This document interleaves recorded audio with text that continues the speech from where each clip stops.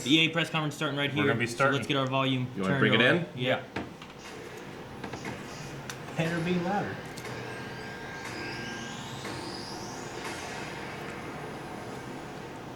And your mic is away.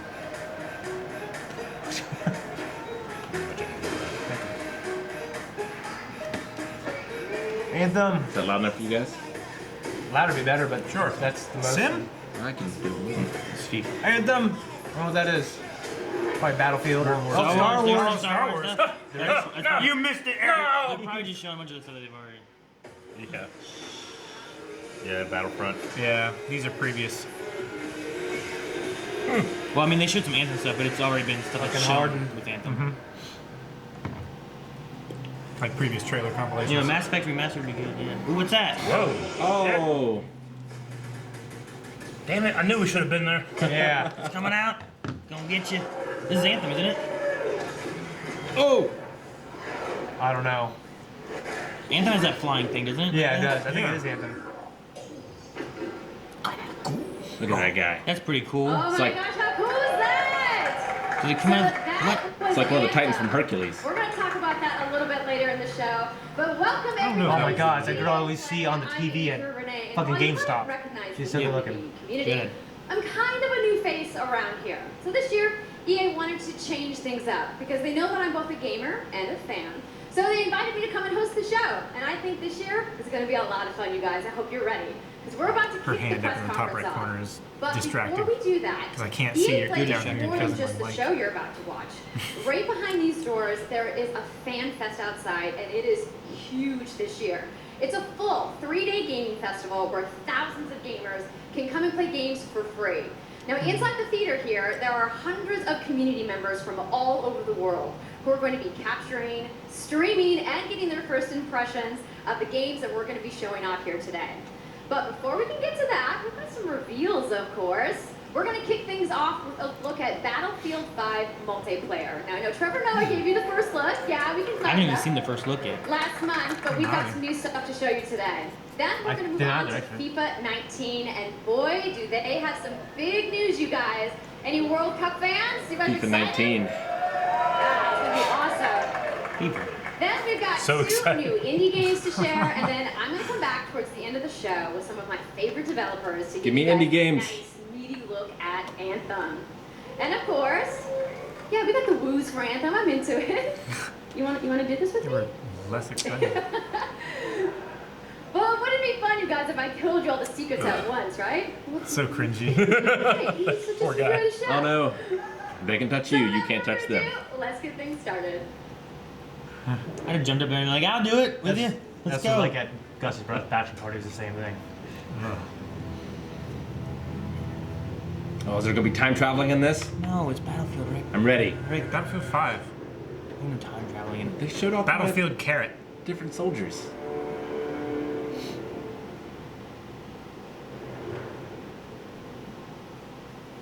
That was it? I don't know. Well done. Well done. It seems Was it a lighting test?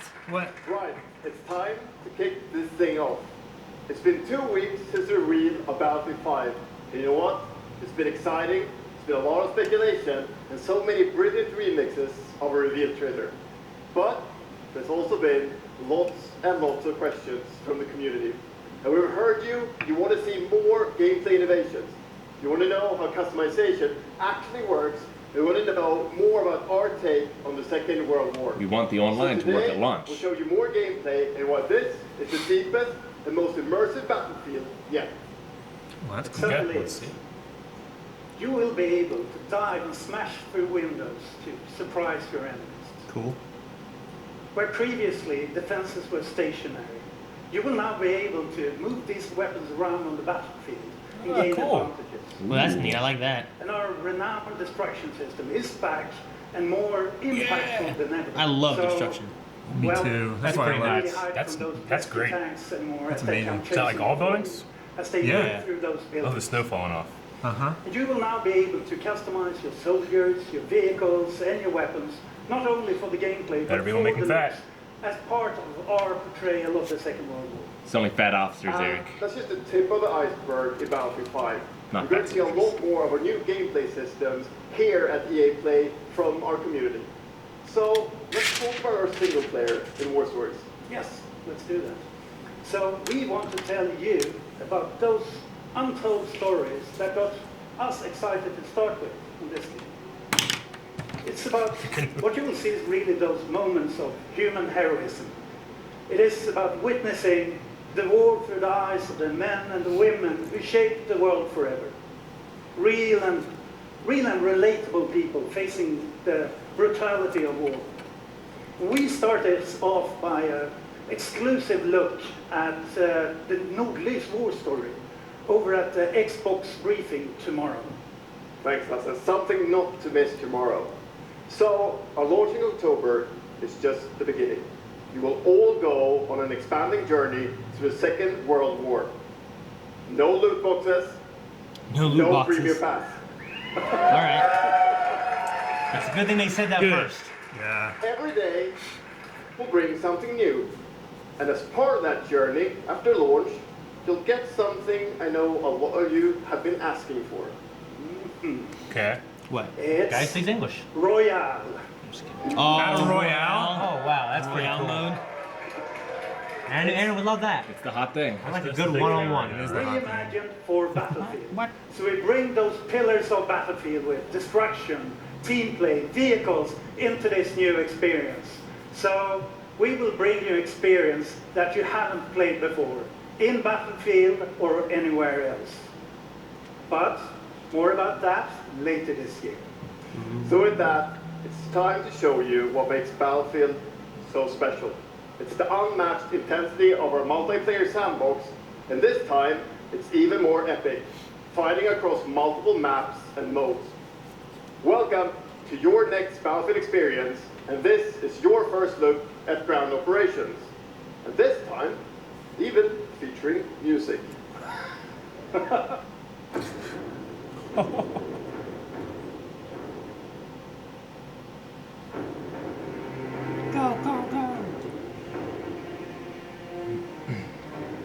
I would open my parachute as late as I could.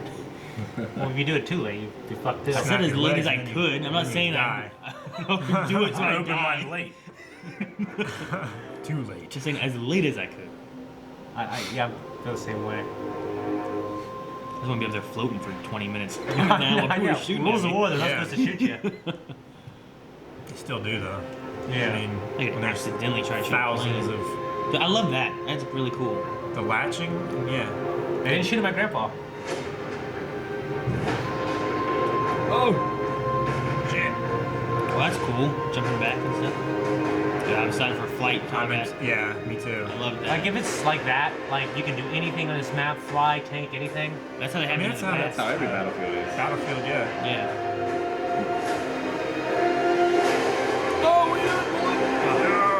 He's dead too. He's really dead. See, I like that one more. I got the, what was the last one? Battlefield 1? Whatever they called it? Yeah. Yeah, I got that one.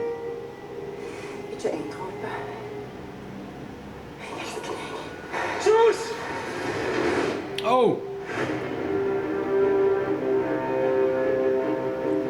Nordlys war story. Those look like skis. You look like skis. Oh shit, Skinny. guys. I'm ready for some winter war in my It's battlefield. a new kind of conflict. Battle Royale soccer. Rocket League soccer. Oh wait. We shit. We have like 50 he goals is. all around the place. Who's this? Mark Strong. Good name. Esta é a tua oportunidade de te mostrares ao mundo. Tu és campeão.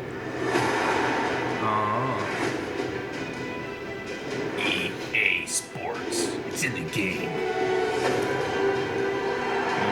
Oh man, he scored. I will say it looks a lot better than like. I mean, this is what makes sports games interesting to me nowadays. Is they look god awful real. Yeah. They just keep getting more and more real.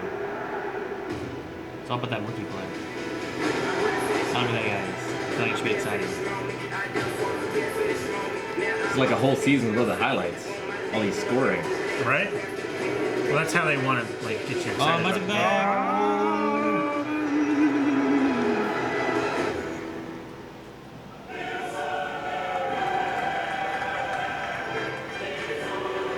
Light clap. This is career mode, I bet. If they're usually it's all about the career mode / rookie mode. Remember NFL Blitz, where you just tackle anyone? Yeah. We did that for soccer, where you just kick anything. Just kicking everything, you know? It'd be great. I want Tenya Ito on my team. Yeah. It's true. Rocket kicks. I don't know if we saw any gameplay yet. FIFA. That's the UEFA Champions League, the pinnacle of club football, where the world's best clubs compete, and icons of the game like Gerrard and Cruyff cemented their legacies. The world's biggest league joins the world's game. And a special thanks to the legendary Hans Zimmer and LA's own Vince Staples for collaborating with us on the trailer. Can't go wrong with I Hans really love Zimmer. the trailer because it captures our epic Last vision Samurai. for how the Champions League comes to life in FIFA He was a 19. samurai. And Lena's going to tell you a little bit more. Awesome. As Aaron said, He the didn't do the UEFA music, Champions it League was an is an extra. amazing addition for the game. It's where football's biggest heroes like Ronaldo and Neymar clash every year. And it's the place where champions rise. And you've been asking for this for a long time, and we are thrilled that it's here. And that's why we're bringing the Champions League across the game. There'll be an authentic Champions League tournament mode. Your club will chase this trophy in career mode. Alex Hunter will pursue Champions League glory in your story mode, The Journey, and in FIFA Ultimate Team, there'll be live and authentic Champions League content. And we'll share more details on that, along with all our other Ultimate Team features later this summer. One thing NBA's been doing is like each team will As you have their know, own the heart and competitive soul game of team. FIFA is It's real game. crazy. And this year, we're giving you the tools to control the pitch in every moment, from your tactical approach to the match to each You technical pitch the touch. pitch. And we Ooh, know that'd be good. how passionate you are about gameplay. One so we person work had the hard to advantage. shape and refine our vision for FIFA 19 Handicap. with input from our community. From hands-on tests with beginners to detailed feedback sessions with FIFA pros. And we're going to be sharing a lot more about gameplay throughout the summer, but what I can tell you right now is that the quality bar in gameplay was raised yet again this year.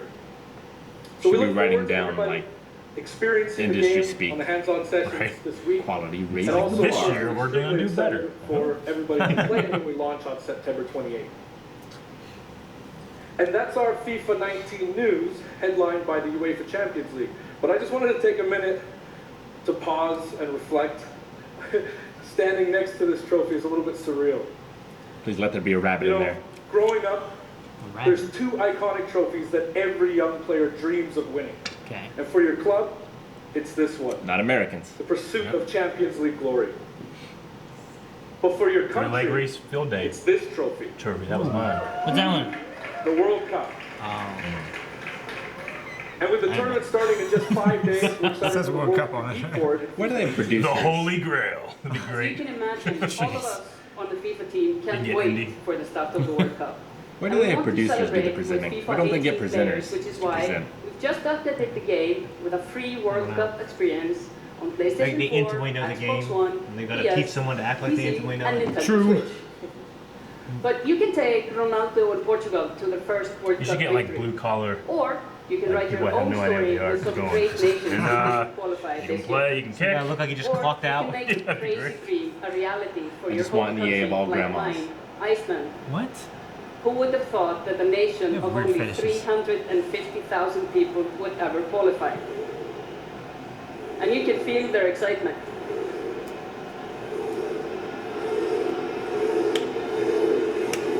Do it in time. What? Apologies to any England fans in the room that might still stay. And Lena isn't the only one who's excited. I don't get it. FIFA 18 players Apparently are they loving the lost. World Cup experience so far. But we don't want to stop there. We want Oh. to invite everyone to come Calvin just and join laughs. He's us. like, I don't know, it looked funny. So I'm pleased to announce that I have for to a blend in limited with the time, humans. FIFA 18 No, it's complete just- with the entire just a World Cup stupid joke. experience is available for a free trial on PlayStation 4 and Xbox One and on PC through Origin Access. Yeah, you can download and play the entire game right now for free. Right now. Man, no one's gonna watch the rest of the press conference. You guys are fools. Right? Wait till the end. You're all gonna leave and do that now, Rick? Yeah. So to kick off the Is that where you're trial, going? we've got some of the world's biggest creators who are going to be playing live at the end of the show, representing their nations in a little mini World Cup tournament. And this summer will bring so much more for FIFA fans. Plenty of FIFA 18 content centered around the World Cup, and we'll bring you It wouldn't all be downloaded by details the on time FIFA 19. the press conference was But done. in the meantime, let's all enjoy the World Cup. That's true. Thank you, and auf la vista!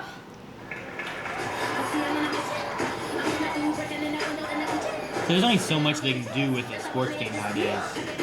Like they pretty much added in like it's just running a They sports could team. replace all the players You know, with cavemen. That would be funny. That would be cool. You didn't think about that? Yeah, Cavemen? but now that there's professionals, like they can't tweak the gameplay that much. They just can wait. They find ways to improve it. You know? Yeah, I'm saying like there's not much more they can really add. It's just trying to find Like Smash little Brothers. bits. There are no more arcade Yeah. sports games. The Smash Brothers, you're gonna add a bunch of characters. EA Yeah. Sports, FIFA 19. Hands. You know, the FIFA Thanks. community never Oh, rests. this fucker wasn't there 20 anymore. million people from 60 countries playing in competitive leagues this year. Well, the FIFA team never rests either, bringing the Champions League and the World Cup and so much other greatness to FIFA this year. We can't wait for you to experience it all. We've got so much to do here today, but I want to welcome you to EA Play. It's our third EA Play and our second one in Hollywood, and we couldn't be more excited to have you with us to share all the games that we have to show you. We've got lots to do, but before we move on, I'd like to share just a couple of things. The greatest disruption to the consumption of entertainment media in the last 5 years is the combination of streaming plus subscription. As consumers, watching movies, watching TV, listening to music, reading books has never been easier. And we believe that disruption is going to have a profound impact on our industry in the next few years. And so over the last couple of weeks, you will have seen that we announced a new team from Israel has joined Electronic Arts to help our investment to extend our thinking and extend our pioneering into this cloud gaming world. For many people, that's going to mean extending the experiences they already play on our partner platforms. For others, it's going to mean new games and new modalities of play across a whole variety of platforms. But Steam's for already done it. everyone, it's going to mean playing games anywhere, anytime. So this week we've got a tech demo running. All of our games streaming in HD from the cloud to multiple devices that you'll be able to try out for yourselves. Now it's not quite ready for full market prime time yet, but it is a promise of what we hope to bring you in the future. The second part of that, of course, is subscription. And we started subscription a number of years ago, Already and have a many Switch. millions of you have signed up Yeah, and that too. experienced the Just carry joy with of being able to have You can full play it anywhere? access to a great catalogue of games. Today, we're announcing Origin Access Premier. What's that mean? So 3 things you need to know about it. Origin Access Premier will bring you all of our new PC games, starting with Madden NFL, back on the PC for the first time in over a decade. I gotta subscribe and get channels I don't Then want. FIFA 19, Damn it. Battlefield 5, and of course Anthem. And there'll be many more titles in the years to come. Second, you get access to the Vault, our library of over 100 games from EA and other publishers. And third, Other it publishers. will launch later this summer. So that's a little later in the year, but if you want to get started right now and experience the benefits and joys of subscription, come in and play a free trial of Origin Access, our base subscription, this weekend. Thank you and have a great show. I'm gonna say it sounds a lot like Origin Access that they already have, where it's basically a vault of different games you can play as long as you're subscribed. Which I think it's like So it's like a season pass for everything they sell. most of it. Not everything's always on there, but a lot of it is. Anthem would be G. I mean, Anthem would be on there at some point. They say. Probably like $500 a year. Oh, I forgot they did Plants vs Zombies War Warfare. Oh. You know what? Everyone says it's cool. I never played it. I love it. It's fun. I played it with the kids. Guys, I love the fucking. Dude, Plants vs Zombies, were you just making plants? Cowboys! Woo! You grew up playing Cowboys, so I don't know. Yeah. Sims. I haven't played Sims in so long.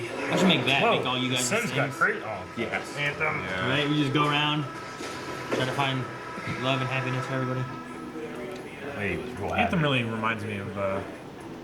Didn't scroll up to the D's. I didn't see Dead Space. Hey, It's on Origin everybody. Access already. It is, yeah. What's up? Yeah. So I'm here, sitting inside the crowd at EA Play, and I just happened to find Mr. Vince Zampella here in the audience from Respawn. What's going Respawn on, Entertainment. Vince? How you feeling The today? Titan. I'm feeling great. I love this stuff. I love seeing new games. I mean, someone's super excited about that man on PC, right? Yeah! So, you guys may have seen that Vince was tweeting yesterday, and there has been a bunch of speculation. So, you want to just get right to it? Sure. I mean, we're not ready to show all I'm of beginning our to think stuff this yet. wasn't an accident. We're working on a bunch of stuff. It's amazing. The teams are kicking ass. But we wanted to bring a little tidbit. So we've been This is working rated with E for everyone, Lucas Vince. on getting the name That's why you went back to and ask kind real of quick. the set Kicking ass, of what but- Star Wars game's going to be, and we're going to talk about it right now. Oh, you guys got any guesses? I bet you the internet is going wild right now. I hope so. So the Star Wars name is Jedi Fallen Order. Fallen Woo! Order. The Star Wars Jedi Fallen Order. It's a mobile game. So it kind of Oh, gives you some the fuck idea up, that Rick. you'll be playing a Jedi. So does that mean I get to like hold a lightsaber? Yes. You idiot! Of course! So Vince, you got anything else? Well, it takes place during the dark times. Yes. Trying to be a little vague here, but Yeah. when the Jedis are being hunted, so Jedi, not it's Jedis. going to be expected. So for all the hardcore nerds out there who want to know like where in the timeline, like between which episodes is it? That's the Between dark 3 and times. 4. Okay, all right. For the between 3 and hardcore 4, nerds that that don't sounds know like a that. nice time. You got any other Hardcore, tidbits? you could have said It's a not date. a nice. It's a dark time. It's a dark time.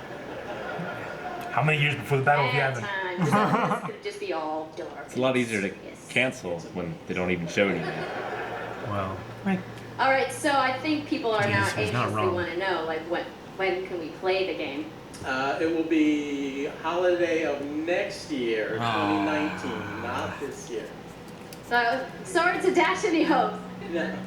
But now that we know, Not we sorry. can set expectations. We're all going to get you amped Yeah, we're up. gonna You're not setting Friday. And, expectations. I don't know what to hopefully expect we'll yet. hear more from you maybe next year. Oh yeah.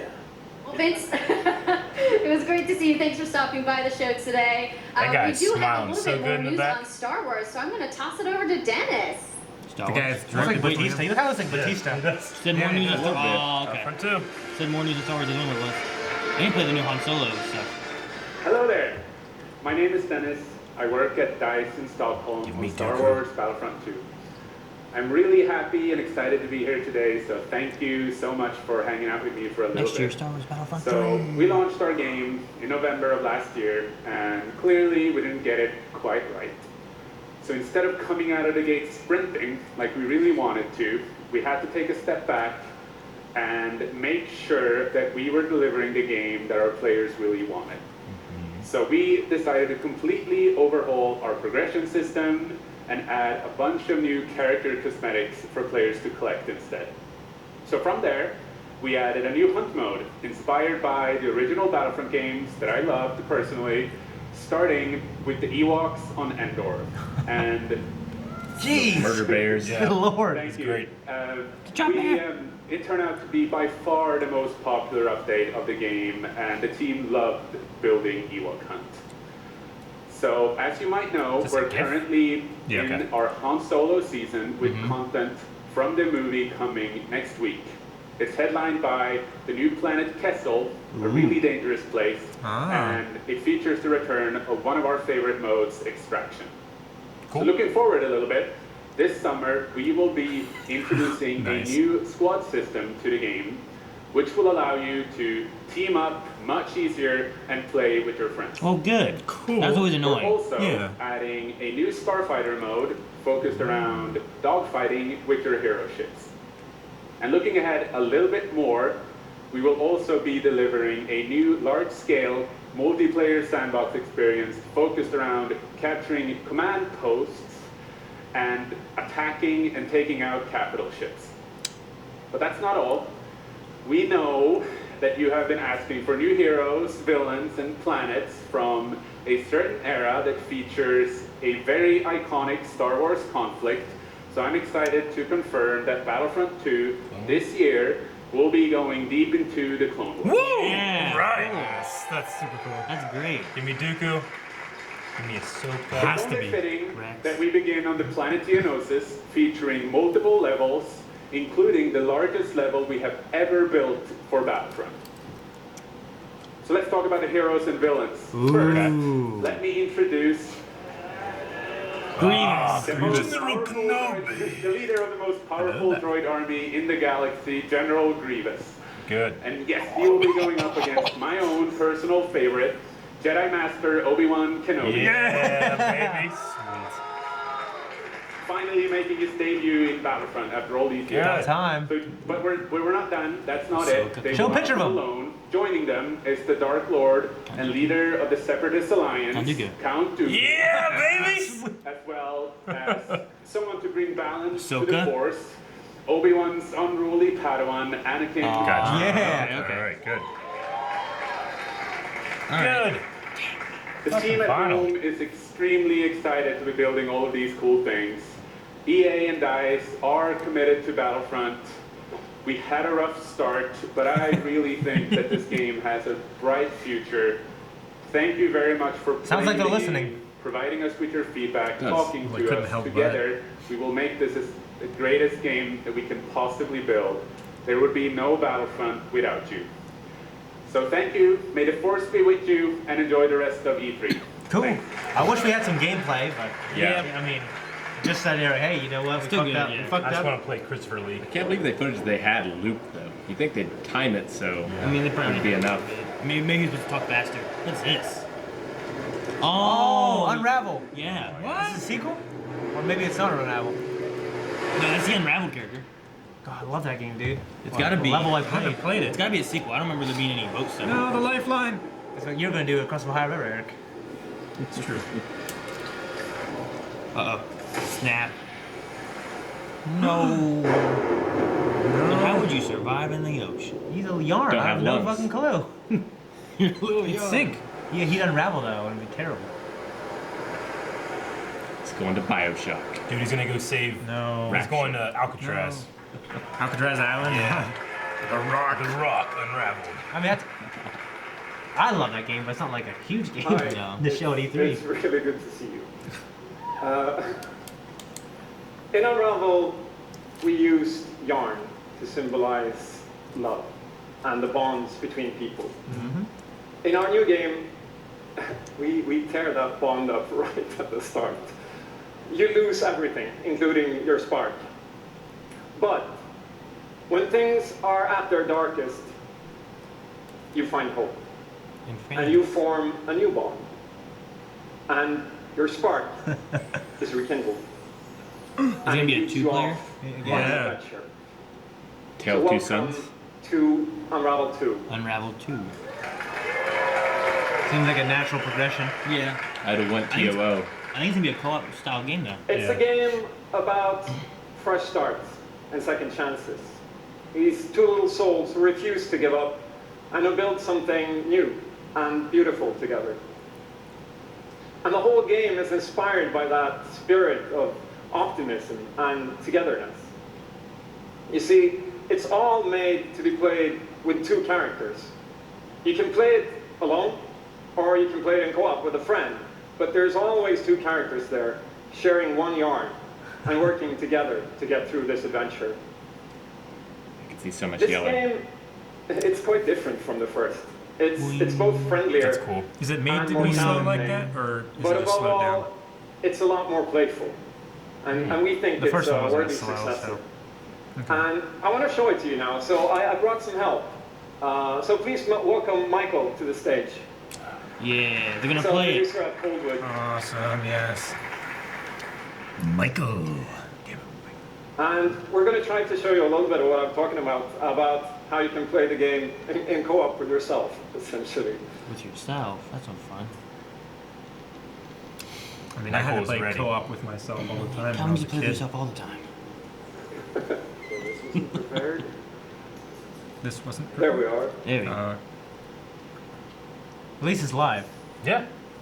Or So when cleverly you're playing it by forged. yourself, Did you it can hop on like a essentially back? pick up the other Yeah, character like and cleverly carry them fuck, along yeah. through the more They're together. fast-paced segments of the game. This guy's getting high. What's Oh going on? yeah. And we actually Oh, tried we're getting to high. include Turkey. more of those because we figured that since it's a co-op game, we wanted to have more like thrill and danger and kind of wow moments, places that were like fun and exciting. Oh shit! So it's pretty fast paced. You gotta keep And moving. then when you get to the more puzzly areas like this, when you're problem solving, you can split apart into two and switch back and forth between the two characters. Because that's how we've essentially designed all the problems and puzzles of the game, that you're always working together and helping each other out and utilizing this bond between you to overcome any obstacle that you come across. Seems less fun to do by yourself. Yeah. But that foliage looks like So I guess a bonsai I'll forest. jump in. Yeah, I love it. So you had to distract the turkey. So I'm going to do the red Turkey one. gonna eat you. Okay. Wants to make a nest. I'll be blue. The turkey's a fool. Okay, so now they're playing co-op. Hold Little on. celebratory flip there. Like the music. Spark. It's the bird. beautiful. Music is- too. Like, I is don't know if you awesome, played the yeah. first one. It's first one's gorgeous. No? Playing it safely now. Oh, dang, I almost lost him. Yeah. Oh shit! He's gotta get there. And I'll catch you. Oh, okay, cool, okay. You can swing off each other and stuff. Yeah. Oh. So it's a little bit like Little Big Planet. Oh. Seems like a great co-op game. Okay, this is the scary part. Let's see if we can. The scary part?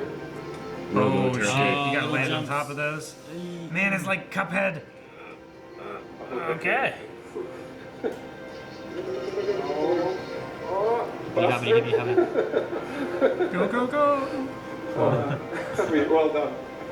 Turkey's just gone now. It just catches you anyway. Right? Okay, I'll go up and distract the grass. I'll sneak up here. Hello.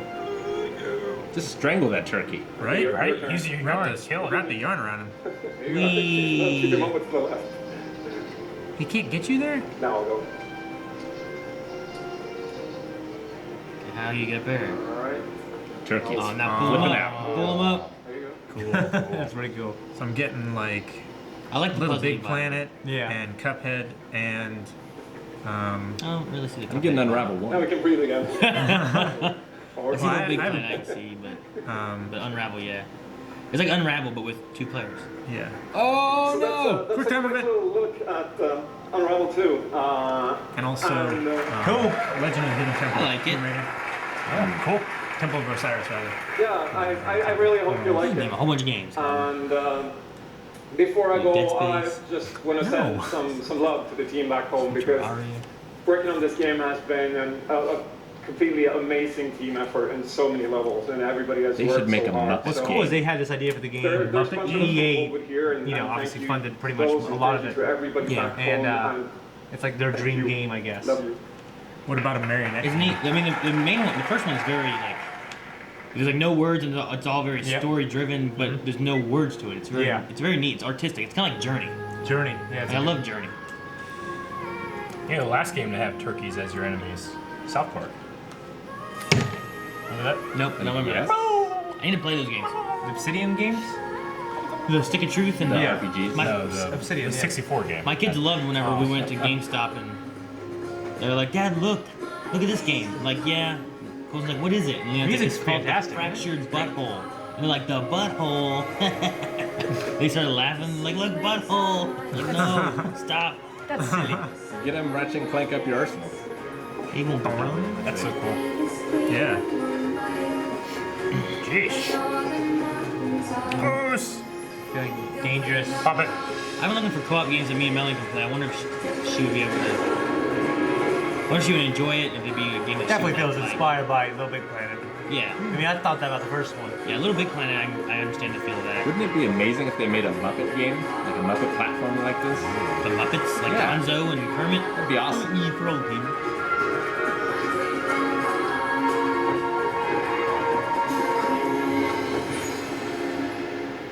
It's so cute. I like it. I think it looks cool. Yeah. It's cool. Definitely looks like a fun game. Thank you, Martin, and the brilliant team at Coldwood. The game is really strong. These guys have done an amazing job, and it's clear that they have a lot of passion. Passion is what and I I was gonna say. can't personally wait to play Unravel 2 with my kids. But what's even more amazing is that we will make It's like you call Unravel that 2 word available yes. to everyone today. Yep, you heard that right. You'll be able to take these two yarnies on their next big adventure starting today. The game is finished, it's out. Oh wow. Okay. Wow. Dang. Out now. It's true. Like it's available. Is it on the Switch? Thank you, Martin, and thank you to the team at The only Kobe. thing bad about that is marketing. Back in 2015, Yeah. we started on this journey with the original Unravel. Dude, they didn't. That's what happens To with seek Sega out the Saturn. most creative, independent developers and bring them into our EA Originals program. It's been our way of helping these creators bring their unique games to the world and to tell their stories. And last year, if you remember, Joseph Fares was up here on stage representing his team at Hazelight. And Oh, wow. Yes. Rick, look. I think we all remember that. Great and you game. might even remember him from the Game Awards as well. I think I did. Anyhow, in March, that game caught fire. It's innovative, it's fun, and it's something fresh and new, and you all loved it. We saw over 2 million players in the first 2 weeks. And A Way Out is such a huge success that Joseph and his team are expanding and moving into a new studio. Oh, nice. Good for So them. stories like They this deserve it. drive Yeah, our yeah. industry, and it's why we will continue to work with independent developers to help them realize their dreams. EA does that so well with it. Which leads us to our next EA Just the Originals big games title in there. from a little game studio in Berlin called Joe My Games. When I met this team and I saw the game, I was instantly drawn to how personal this story was. It's one that carries a very powerful and important message, and it's unlike anything we have ever done. So please welcome Connie Kepper to the stage from Joe My Games to tell you more about Sea of Solitude. Sea of Solitude, okay. I mean, I love games with like good story and stuff, so I'm glad that there's like, Is that a giant sea seems to be a otter? place for those. It's Thank not just you, all Patrick. multiplayer. I still remember during the pitch how enthusiastic Patrick was, and then afterwards, like our whole team, including me, were super excited. It actually feels a little bit the same right now. I She's am gushing, pretty look at her. excited, maybe a little too excited. Reminds me of Ponyo. I'm in. It's very. Yeah, the art looked gorgeous. Yeah. What do you Just mean? the idea of a flooded city. We are Smells Jedi, Assassin's Creed. a small indie game studio from Berlin, and we are developing Sea of Solitude, or SOS as we call it. The whole journey from the very first concept to actually becoming a part of EA Originals is simply amazing. Let me tell you more about our game. When humans get too lonely, they turn into monsters. Damn. This Okay. I'm out. is at the core of everything you will see, hear, and hopefully feel while playing SOS. What makes this underlying concept so important and so unique is that nearly every human being can at least somehow relate to or remember the feeling of being lonely. In my case, I started writing the story when I felt the loneliest in my life. I think as an artist, you process your emotional world by letting it out and putting it into your art. I'm still amazed how like the concept seems to just float out of me like right into the hand and onto the paper. I think this is also why so many people can instantly connect with the game, because it's not a made-up story, even though that it takes place in a fantastic setting. In SOS, we try to show how people experience different kinds of loneliness, but also how outsiders, friends, and families see those who struggle. We achieve all this in playful ways so that players who want to simply enjoy a fantastic experience can do so. But player who wants to look a bit deeper can reveal a whole emotional world beneath it all. Sea of Solitude is about a young woman named Kay who is suffering from such strong loneliness that her inner feeling, the darkness, the anger, the hopelessness, worthlessness, turns to the outside and she becomes a monster. The game is about finding out why this happened to her, but also how to turn her back into a human. Ultimately, the goal is to bring all those emotions into balance. Some needs to become bigger, some would be better off a little smaller, but to embrace even your destructive part or your self-doubt in the same way you embrace your joy or your hope. This is what being human is all about. And that's what our game is all about. Thank you. Sounds cool. Sounds interesting. Sounds really oh, cool, wait. yeah. Yeah, I'm gonna see it. Hey.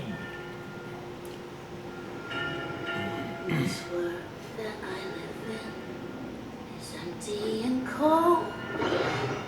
The loneliness cuts me and tortures my soul.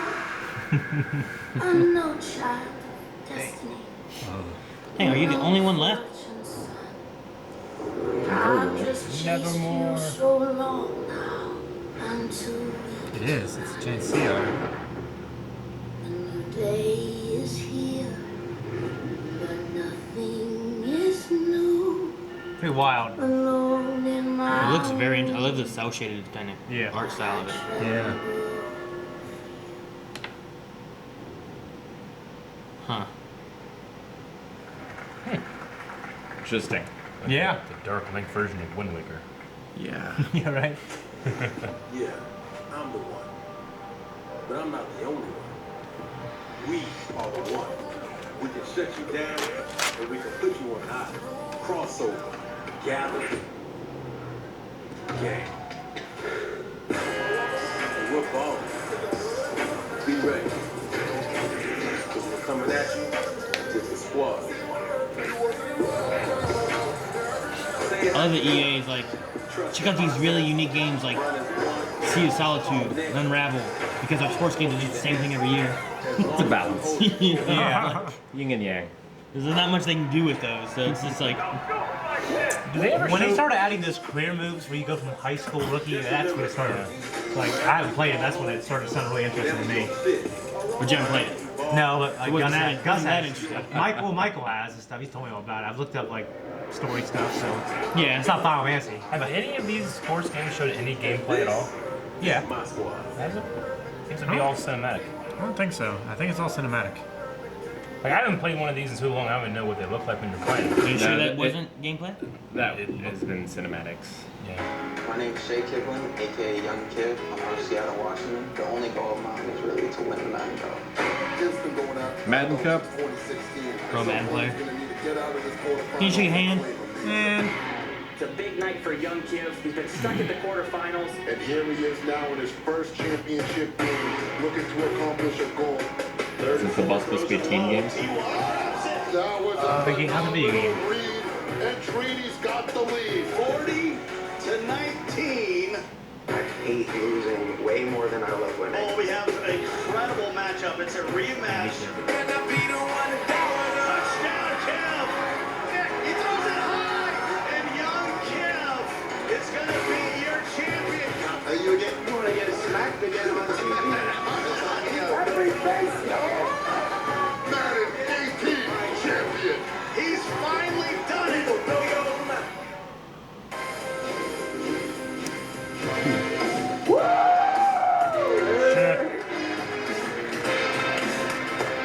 Oh, they have him there? I guess so.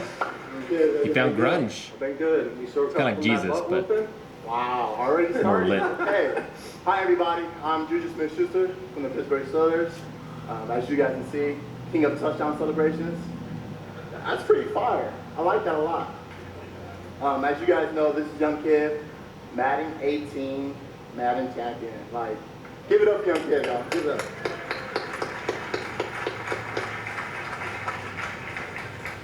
Young Kid, how has it been? You know, your success and your path, you know, to where you're at today. It's I've always been a competitor. When I was in high school, I was playing baseball. I hurt my arm, so then I picked up Madden. And at first, I was really bad. I was getting blown out online, but I kept at it. I put more and more time into it. Eventually, I made my first tournament, but I had a big decision. It was the same time as my graduation. Wow. Okay. So the key to be the #1 player in Madden is to hurt your arm in baseball. That's number one. Number two, you said you had the decision to go to your graduation or go to a tournament. So, like, what did you do? I chased that money. I still got my diploma, but I chased that money. There you go. We're out here chasing money. That's awesome. Okay, now the past, the past few years, How has it been for you? I know you had some ups and downs. It's been tough. I've had a lot of devastating losses. I've been so close so many times. I made the final on TV and got blown out by all those losses. It made me gain a lot of mental toughness, and that's why I got this belt. That's awesome. That belt is so amazing. There's a lot of, bling on that belt for you. Well, today, EA played, first look at the Madden 19 trailer. Super excited. It's going to be so fun. It's lit. I honestly wish I can stay right here and talk to you guys forever, but I'm not going to bore you guys. We're going to go out. I'm going to try to take this belt, round 2. So we're out. Have a good day.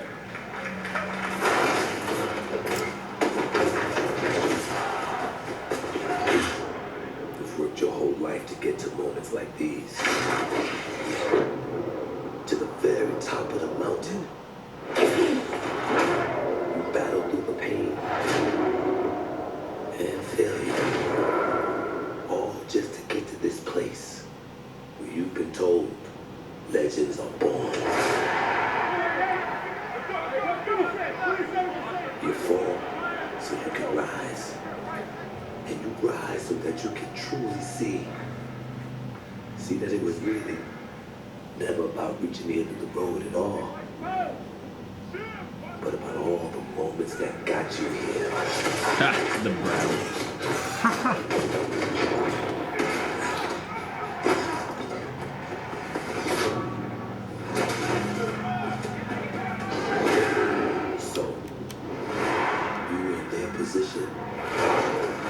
Here you go. You can do a Royale with football. Last person standing with the ball. Cleveland! Yeah! Only you define the moment.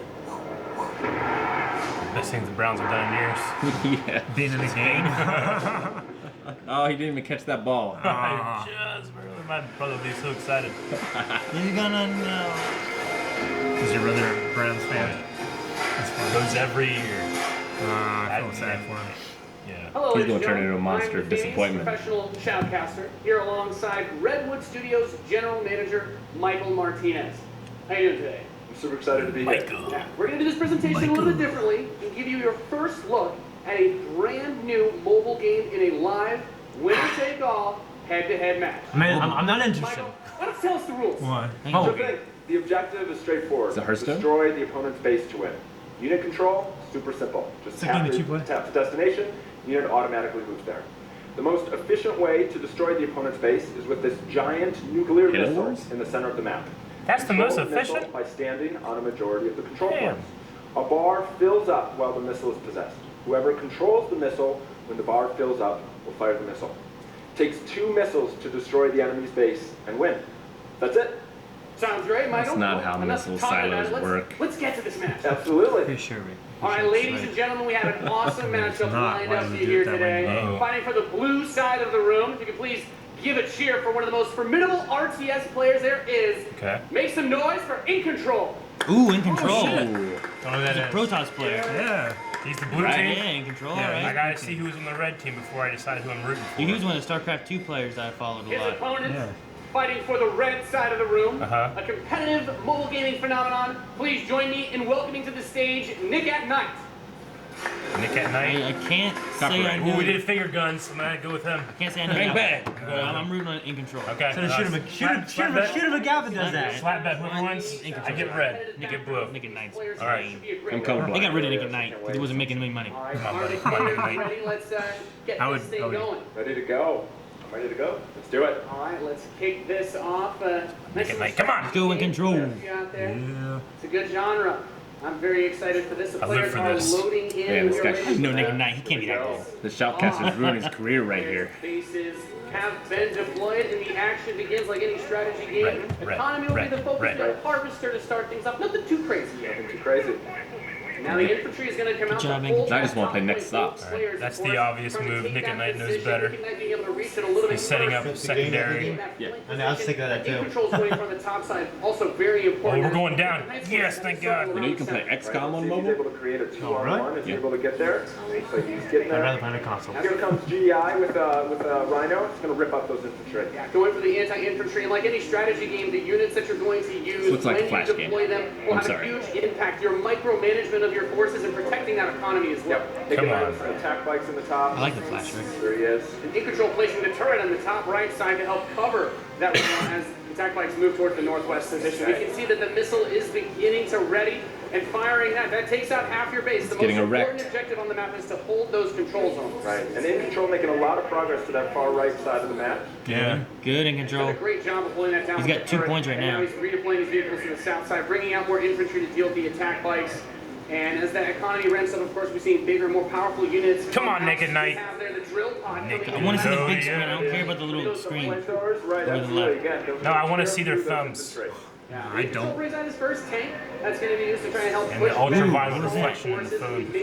Tank. To the south side. That He's advancing his technology quicker than Naked Knight, it seems to be. Control of Naked Knight. He will have the missile. We see Can't find my worker. Where is he? There's so many fingerprints. Let's see if In Control can get around to that top corner, able to halt that missile. He does contest the missile, putting it into the yellow position. Intense swap. I hope they don't get a phone call. Oh man, that would suck. Big factor for this strategy. Holding those locations is so crucial. I feel like this is the definition of a bathroom. Begins to secure the northwest spot. Another tank's going to come out from Naked Knight to take it out. But now he's bringing out the Pitbull as well to help lock down that north It's position. blue. The missile's blue. Damn it. That is blue. Oh, blues. Do it. Blues got this.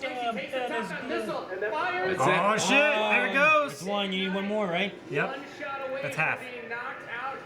Damn it, Naked Knight. I'm gonna switch to Cartoon Network Adult Swim. There we go. Tsunami, baby. Told you, man. In Control. I never heard of Naked Knight. I know In Control. I know In Control, yeah. Look at this guy. As more He's Naked good. Knight's forces move up towards that north position, those harvesters, of course, Build another very mineral crucial, very miner. important to protect those. Get that economy Your going. economy allows Search you to second get these base. big late-game units. Come on, The units man, are get a gonna missile. slowly as you get more of them on the field. But In Control, just spreading his forces out, trying to hold this advantage that he's had so far. Naked Knight is trying to get in there, but there's a great turret placement from I In think at least some Control. of those blue guys can face those riflemen. They're getting shot up. I know. See In Control now moving his tank Ooh, forward. what's that? Zergling tunnel. Oh shit. Of course, those flame guys do amazing damage to the infantry. Oh shit, they're Clean that like out. Meanwhile, two more fire tanks bats. coming out from Naked Knight trying to secure those positions. He brings up the laser infantry on the south side as well to deal with that tank, going for counters, trying to scout out and see what your opponent is doing and make the proper response. It's so important in strategy. Absolutely. Naked Knight. I like that you can't see with the base itself. Blue. Come on, Control. Gotta get someone else. Looks like he's really pressing it. Oh, no. Get close to firing with 3 zones in control for Naked Knight. No. Looking to set No. Oh. Red's got He this. doesn't want to engage with just 1 or 2 units. He wants to move all of them together, create a good flank position, and take over that south. We're seeing the first mech units from In Ooh, Control. ain't no wonder In Control is making mechs. Okay. Stronger units. Yeah, much stronger. In Control's got double harvesters. Oh. He's playing for the late game. Yeah, he is. He had a little leeway to make sure he could He lead. knows how to control his resources. He's gonna be doing a lot better. Defend the harvesters. Got these mechs. He's maybe want to play StarCraft. Okay, we got our first Yeah, it round does. tank on the board. If In Control can Still get won't play this next position, it's going to do time. some serious damage. StarCraft. That missile just past halfway ready. He's also bringing out his first area. Okay, Blue's got this. A lot going on here. He's got a lot He's of just got to room outlast take him at this point. He doesn't have to go for the kill. This missile is nearly going to fire. It can be Oh, come on. Yeah. No. In Control, baby. Me. I get to slap you! 10 times more exciting than anything that happened there. I know. It's one of those games I gotta play, man, you know? Yeah. Son of a Yeah, I've been playing bitch. Clash Royale. I may end up switching to that just because I like more of the RTS element. Right now, all I do is just wait for mine. First doing Aaron. Naked Knight, if you're watching, you fail me, bruh. He's not watching, this is live, isn't it? We'll be saying this later. He won't see this. He's gonna be looking. I gotta see what this fat guy says. You got slapped anyway. Command and Conquer what? Command and Conquer Rivals. Oh, that's what it's called? For mobile. It's another mobile game. They're releasing 2. No, this is the one they were just talking about, right? Quick, competitive head-to-head matches that are fueled by skill and strategy. Hey, Tinge Rick. I'm more Now, disappointed. Rivals will be coming to iOS and Android devices, but I'm excited to announce that Android players can play the pre-alpha. Yeah. So head to the Google Play Store. That's the one game that they get first? Yeah. We can't wait for you to play. Please let us know what you think. It's about time. Thank you. I think they brought In Control out for that, though. Yeah, That is that's cool. super cool, yeah. Oh, here's your Anthem. Yeah, Anthem. Supposed to be Deadly, Reminds me of Deadly Destiny. Creatures 2, Rick. I know. That's what I want. In Control 1. Not Naked Knight. Was it Naked Night? It was Nick at Night. Is this Anthem? Nick at Night. Nick. This isn't Anthem, It is could it? be Naked Night. I don't know. No, I have no idea. I saw the name. It was Nick at Night. Hey, Eric or Shane. What? I don't think it's Anthem. Oh, okay. Yeah, I think it's a Command and Conquer app. Rivals. This is the mobile. This is just the Dude, mobile. why do the mobile ads always look so much cooler than the game itself? Because they can get away with it. They gotta That's sell why. it. I mean, it's like what Blizzard does for everything. Can't sell it No, based on those the Blizzard shit that you games do. are like. I mean, They they have do the look. most amazing cinematics, and you go in there and you're like way above in the air to see these little guys. Shit. No, it's not that drastic. It's about as drastic. No, I mean you have Arnold Schwarzenegger on the battlefield fighting, and then you go in and they're just pictures of units. You don't even move anybody. Where's Ric Flair? You didn't play Brigandine, Rick. Command and Conquer. Brigandine. Break your heart. Command and Conquer for a Command new and generation. Conquer. I'm gonna Now, download it later. before we close the show with a spectacular epic anthem, I wanted to share a few final things. You see what you did there? I'm blessed to be able to work with some of the most creative people on the planet who come to work every day to create amazing entertainment. And what I can say about all of those teams, and what I can say about us, is that we are always trying to learn and listen and strive to be better. And so, as you look at the 10 experiences that you're going to see today, and as you play games this week, there's some things we hope come through. First, that at the very core is choice. Is that you as players get to choose how you play, what you play, Not when to you buy your play, and what DLC. devices you play on. That in making those choices, you feel you are treated fairly. That no one is given an unfair advantage or disadvantage for how they choose to play. That for every moment that you invest, we know that you put so much of your life into the games we make, and that for every moment that you invest, you feel like you are rewarded and you are given value for that investment. And most importantly, that the games are fun.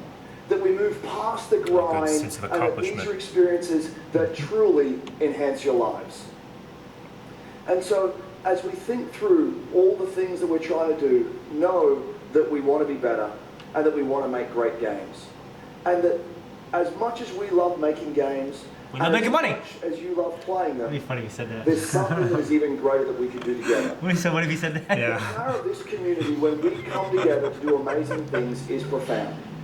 Last weekend was the 3rd year of our Play to Give program, where we show the world how the power of play can be a positive force for social impact. Millions of you out there participated in 9 in-game challenges in our games, logging millions of hours in support of Play to Give. And to celebrate that, we contributed a total of $1 million to 3 charities that share our vision for a more inclusive world.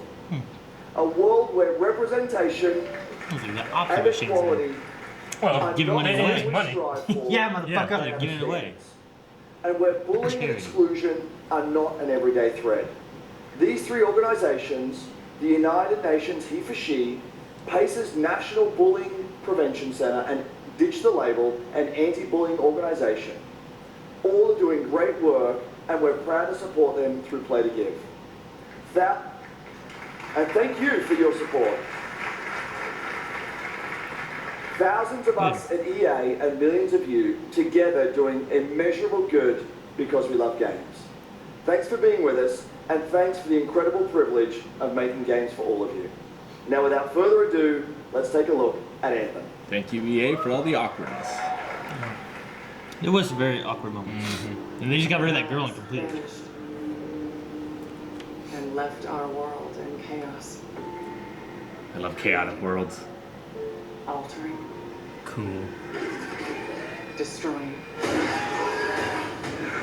better The run. anthem is all that remains.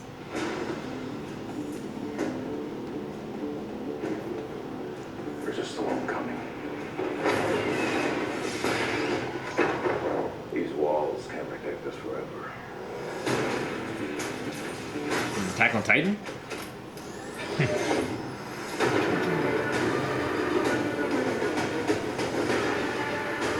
Not a bad anthem. It's no Blitzkrieg Bach. Hero landing. Like fucking Iron Man. I said hero landing. I said Iron Man. Wants to destroy us all.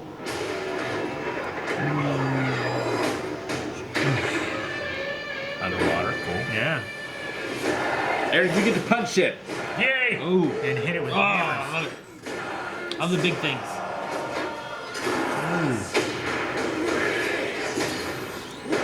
Dude is great. Dude, there's like a shield and stuff. Glorious. Yeah.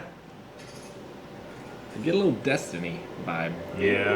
No, yeah, I was definitely saying that. Oh, Savior! You got saved, Run. lady. Oh, wait. Is it gonna be multiplayer? Yeah, that's what I heard. It'd be great if it's like co-op through or something like that. Or, I don't Yeah, know. as long as I want it, it's BioWare. I want a story that's amazing. I like to be Destiny Mo style with a good story. Anthem. Cool. Guy better walk out and be playing this game on stage. Yeah, I want to see some gameplay. So 4 different classes? I don't know. It showed 4. Or is that like 4-player? Maybe both. both? Could be 4 main characters, 4 classes, 4 players. It could be One online. up It could be Destiny? like an online MMO kind of Destiny game. It could be cool if it a was- single player storyline. I don't know. You Oh, guys this have is- seen it a couple times, and it's still cool every time I see it. So I know all of you, like me, have had tons of questions about Anthem since last year because we're all BioWare fans. So we're going to do something a little bit different for the rest of the show, and we're going to take a deep dive into Anthem. Good. So I'm going to bring out some members of the BioWare team to chat with us. Casey Ladies Hudson. and gentlemen, please give a warm welcome to Casey Hudson, Marietta, and Catherine. He looks so sheepish, and then He created Mass Effect I know, but it's just funny. and produced KOTOR 1. I wonder if it's like the insurance company and it's gonna fuck us. All right, thanks Anthem. guys. Thanks for coming out today. Yeah, paint the show. Chris Horny, leave him alone. He left, came back. We're gonna go ahead and just jump prodigal right in son. and start with you. So now we know that you all started, or Casey, you started your career at BioWare way back in the day, but you took a couple years off. But before you came back, you actually worked on Anthem before you left. Yeah, that's right. So, you know, first of all, it's amazing to be back. It's awesome to be making games for BioWare fans. You know, we have the best fans. So it's been super satisfying to come back to it. And, you know, I just want to be able to continue the legacy of the studio. And that's kind of where it started with Anthem, is just thinking about, you know, what is the evolution of a BioWare game? And we wanted to create a brand new world for people to discover, you know, a whole new world of story and character. But we also wanted to do something that was, you know, more of a dynamic and living world, a game that would change every time you came back and played it. We also wanted to do something where, you know, if you wanted to invite your friends into it, then you could do that as well. Good. So that's really Good. the initial vision of the Never game. works. Not an MMO, not a multiplayer game with stories sort of bolted on the side, but something new and different. And I think the team has really captured that vision over the years. Your fans really love the stories from BioWare, but I think we're kind of curious how you're planning to make story work in this shared world. So a great story for BioWare is really about characters that you can have a connection with, choices you get to make, and feeling like the story is about you. In a lot of multiplayer games, those things get diluted because you're mixing multiplayer and storytelling into the same areas. Now you could build a solution to that, but you have to really build it into the core of the game. And that's what we've tried to do with Anthem. It's what we call our world, my story. So when you're out in the open world, the world is really dangerous and you're focused on your mission. And this is where other players get to play with you. Okay. The thing that's really interesting about this, that's unique for Anthem, is that this is a living shared world. So whether there's weather or it's nighttime, what we're experiencing together. Everyone that's playing Anthem at a moment is seeing the same thing. And this is what we mean when we talk about our world. It's a shared world that we all experience together. But then when I finish my mission, I come back to a base like Fort Tarsus. And this is a single player experience. I turn in my rewards, I talk to some characters, I experience the choices of my action. And this is where your story really lives and breathes. And by doing it this way, we're able to combine that impact and agency of a single player story with the fun of teaming up with your friends to play co-op in combat. And we're also designing it so that we can add story for years to come. Sweet. So one of the first things that we hear when from our community is they want to continue to play in our worlds. When they finished Mass Effect or Dragon Age, players want more story. And so we've designed Anthem in a way that we can actually add more story for years to come. And it could be anything. A new moment with a character that you've grown to love, or an event in the world that deepens the lore, or an entirely new storyline and plot. Well, I'm certainly not going to complain about more story. I don't think anybody out there is going to either. So, Kathleen, I wanted to ask you, from a writing perspective, since you are the lead writer, can you speak to what it's like to create a new world like Anthem from the beginning? Well, what's really exciting for us, and not just the writers, but all of the devs, the designers, the artists, is that we're creating something new and mysterious for players to discover. So at the heart of the premise of Anthem is a world left unfinished by the gods.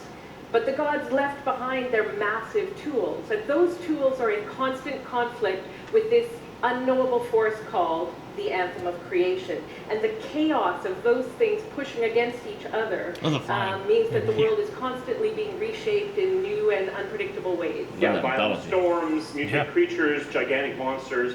It's a dangerous environment that you need to wear a suit of powered armor, a javelin, to be safe in. Now, something I think a lot of players out there maybe don't stop to think about is just how much work goes into creating a new intellectual property, or IP, as we've been saying. Now, we've seen all these different creatures, and Mark, you mentioned the storms. What's the process of creating a game like from scratch? Yeah, it's something we've done a few times at BioWare, and really the hardest part is getting started, just kind of getting off the blank page. So what we try to do is we think about the new experiences that we're trying to unlock for players. So like, what is the fantasy fulfillment? What are the new things you actually get to go and do that are different from what you've played before? So that's where we start. And then once we think about those things, that's the power of creating new IP, especially for games, is that you actually get to build a whole fictional universe that's meant to bring out a certain experience. And then once we do that, then we still need to build all the rest of the stuff, and what unlocks us creatively is to think about like principles around art style, tone, and even the technology and the politics of our new world. And then from there we can actually go and build out every last detail. Yeah, and one of the unique challenges for Anthem is that it's a world, an experience that's meant to feel alive, like it's happening right now. And so the world is always changing, whether the storms, seasons, and it's a really great concept to write for, because what it means is it gives us the opportunity to drop into the world, almost in real time, a dramatic event that changes the world for everyone. And that could be anything from gameplay to lore. I mean, all of the moving parts in the dynamic world sound really cool, the way that it sounds like they're going to come together. But even though there's obviously a lot going on, it really all comes back to your character. So let's talk about who we're going to be playing as and why we're fighting these crazy beasts. So you are a freelancer, uniquely skilled to pilot these Javelin exosuits. And you need those suits to survive and fight in this world, because the world will kill you. But on top of that, our ancient rivals, the Dominion, have they've discovered a way, they think, to weaponize the Anthem of Creation, and so we need to stop them and protect the free people of Tarsus. Now, I've heard you call this power armor a couple different things. Is it a suit? Is it a javelin? Like, what's the canon term here? We call them javelins, and there are 4. Whatever doesn't break Warhammer copyrights. They each have unique abilities. There's the Ranger. There's the classes of them. And then there's the Colossus, the Interceptor, and finally the Storm. Interceptor look like Deku. Yeah, so each javelin gives you a different way to play the game. But the thing to remember is, like Captain said, you're not your suit. You are a freelancer, Ranger, a pilot, which means you can decide which suit you want to use based on your mood, based on the mission you want to engage in, or the javelins that your friends are using. So really what this allows us to do is we built the suits to look like they're built from the materials of the world. So they each have their own unique abilities. So let's take a look at the Ranger now. The Ranger is a more generalized suit, able to do a lot of different things. So you got 4 nations. Really designed for up close and personal combat, one-on-one for the most part. Okay. The Colossus is heavier, more specialized, but able to really pack in big weapons that let them devastate the battlefield. Oh, jeez. Cool. Okay. Punch. I like that. I'm just going to say the Storm looks like it's going to be my favorite. I'm sure you guys out there are picking your faves right now, too. So the Javelins are awesome. Who's the last We're two? gonna take a couple They questions haven't right now. So made Casey him yet. tweeted, Wolverine so and asking for Colossus people out there to Stone, send us your Wolverine. questions. That And the game first looks one is awesome. going to be from It's Sweet Nicole, who asks, as a player who is all about making their character their own, what kind of customization options will be available in Anthem? Yeah, so we really want players to express themselves, both through customizing the way their like Javelin that. plays, That's always through good to gear and weapons, but also being able to personalize the way that it looks, both through paint jobs as well as changing the actual geometry of the suit itself. That's cool. Do you We recognize want that the shape? teams to be able to do this as And well. 7 armor? And because you're going to be using a Javelin for a long period of time, we really want you to be able to make it your own. I'm Good. glad you brought that up because actually, Jay Legato has a question connected I guess to there isn't loot customization. that changes the armor's look? Monetization. How, Upgrades when, it. loot box, cosmetics. Okay. Yeah, so we are going to have some cosmetics and vanity items that you'll be able to purchase. Okay. But you're always going to know what you're going to buy before you loot any money on No it. So no loot randomization. boxes, Okay. no ability to pay for power. There you go. So Damn that it, now I'm means hungry. no ability to spend money I hope on we hear that gameplay all the advantage time at on all the within train. Anthem. Yeah. But even more important than that, we want to make sure that Anthem is an immersive experience that feels like it's complete from the get-go. So that means a main story, a big open world, and an ongoing service that provides new content for a long period of time. New story, new experiences for everyone. Well, I'm glad to hear that I can make my Javelin pink. That's really all I wanted to know, I'm going to be honest. All right, Casey. We talked earlier about this being a co-op experience. So can you tell me a little bit about how the team gameplay in Anthem is going to work? Yeah, it really is about, you know, the fun of teaming up as a team of superheroes and working together. So you want to get a few people together of different classes. How many players? So, 4. you know, I think here we're going to see the Colossus, you know, just hammering people on the have, ground. like, in NPCs gameplay, so we and can stuff, have yeah. a look at that. Well, you could probably, like, fill out heavy your team. artillery, being really strong, you know, in melee combat. I like and then the here you UI. got the Ranger shooting down from above. And then they're using combos and special abilities and stuff like that. But what I love is you don't just run around, you're swimming and flying as well. That is cool. So it's interesting It's because at the Sleep Tones wants to know, how will you balance multiplayer with single-player storytelling? So Anthem is really built around trying to combine have to have companions. the impact of having your own personal story with the fun of playing with other players. But we really want to make sure that that playing with other people feels like a choice. So for people that want to just experience the story, you're going to be able to do that.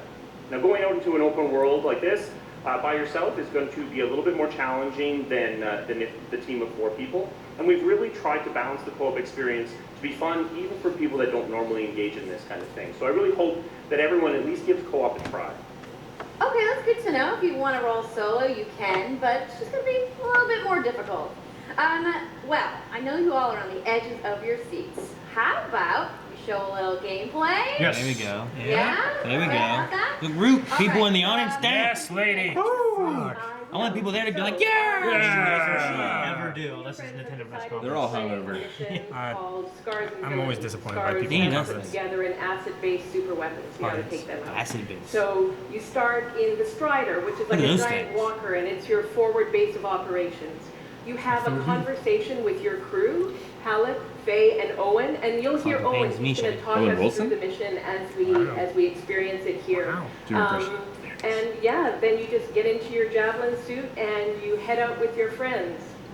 All right. Well, thank you so much, Mark, Casey, Kathleen, for talking to me about Anthem today. We're going to go ahead and roll the gameplay now. Enjoy, everybody. Okay. Thank you. Okay. Yes, please. I love animals. Oh, cool. That's not gameplay. Animals. What do you mean? This is the start of the game. Looks like. It probably goes from this straight into it. It Yeah. probably looks just like this. Freelancer, Sweet. time to get to work. Sounds like All Might. They said these bastards make some kind of acid and using it as a weapon. So, find where they're making this garbage. Shut it all down. Cool. That would smell so much. Yeah, it would. Yours would be so sweaty. It would. You have to have some kind of drain out of your foot. All right. We like to fly. That looks all right. I love it on fly. Oh yeah. It looks good. My I'd like to know if you can like do a quick thing I hated most about Destiny was traveling from one place to another on foot. Just walking and walking. Great. Well, they complement that now with flying in this game. Owen? But you gotta go twice as far. Picking up loads of scars nearby. Take a look around the area, but be careful. No. Dead guys. Hang on. If the Colossus is at all close to being the tank, I don't want Eric to be the tank. Punch! I like floating numbers. I want to be the option to get rid of that, though. Yeah, I don't love it. What?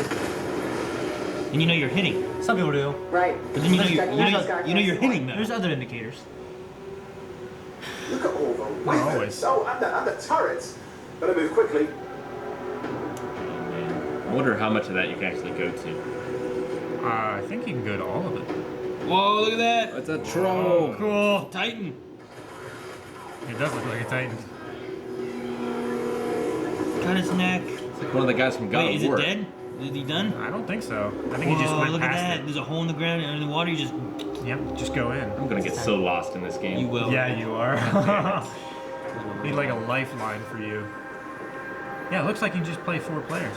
You can. You can play 1, 2, 3. Oh, that was unwise. He opened his shield up. Yeah, he put his shield up. That's what he's for. He's the tank. Damn it. Eric can't be the tank. No. Well, what about my shield? It's so cool fucking knowing that, man. There's a shaker relic. Wait, something's odd. Get a closer look, would you? Something big's coming. See those radiant pieces of energy? They're echoes from the Anthem of Creation. Oh. Neat. Loads of scars nearby. Be You want to careful. see like a jetpack meter? Hopefully not. No, I don't see it. I see it. I mean, there's that little white thing at the bottom, maybe. Yeah, it's an overheat meter.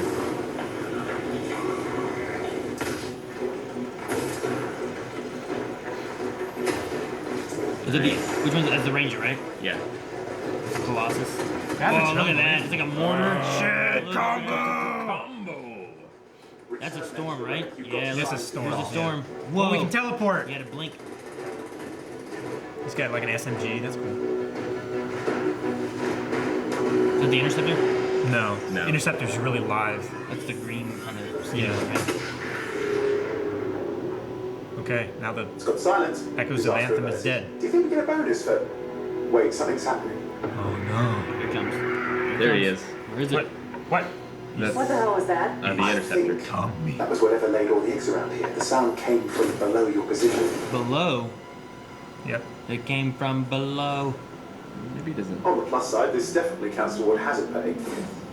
There's a trail of this acid gunk leading down. Follow it. We should find the source. Is that him? I think that's a storm. I think the Interceptor's all the way in the back. We haven't seen him I don't yet. think there is an Interceptor. It might not be.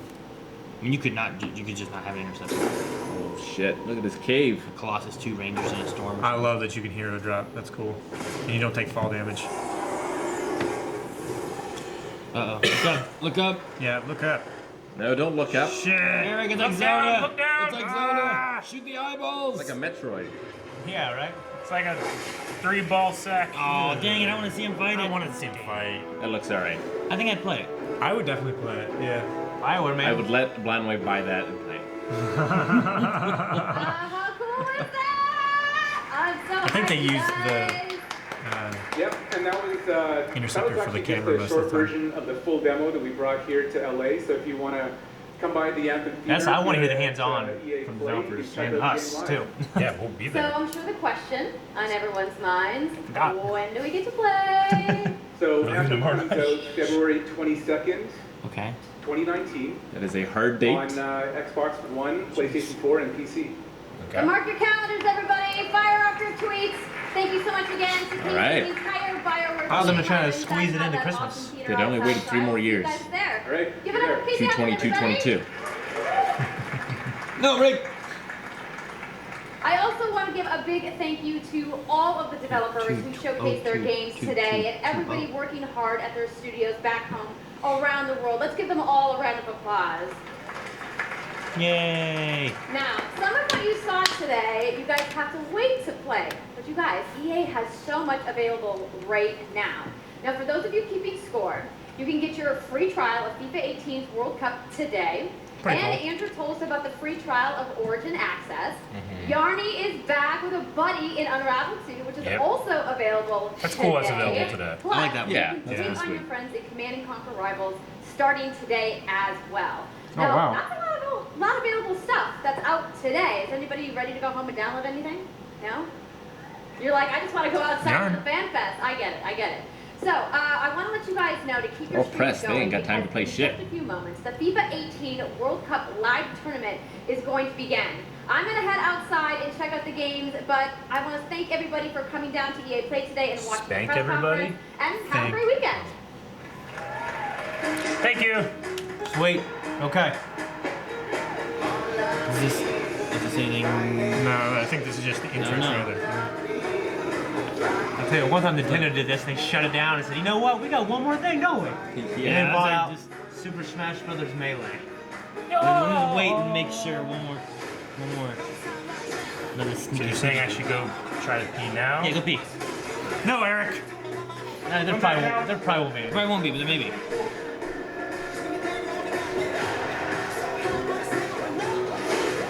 I wonder how long Unravel 2 is. I don't know. Just solo it over the week, right? Maybe. Did you ever play the first one? No.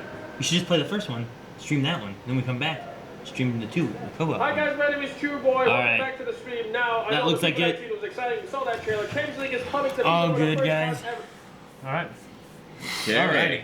Well, we'll wait a second and let Eric get back. Hopefully he'll be back here in just a second. He had to go to the bathroom. Yes, I would think. I'd like to thank almost the 700 viewers we have. Yeah, thank you guys for joining in. Appreciate it. We're gonna be. Is that the highest ever been? Yeah. Wow, thanks. No, has it? What about 24-hour streams? The 24-hour stream. I think 24-hour stream got went to higher than 900. that. Yeah. Okay. What? Yeah. Did we? Yeah. Okay. I didn't think we did. We were out of town.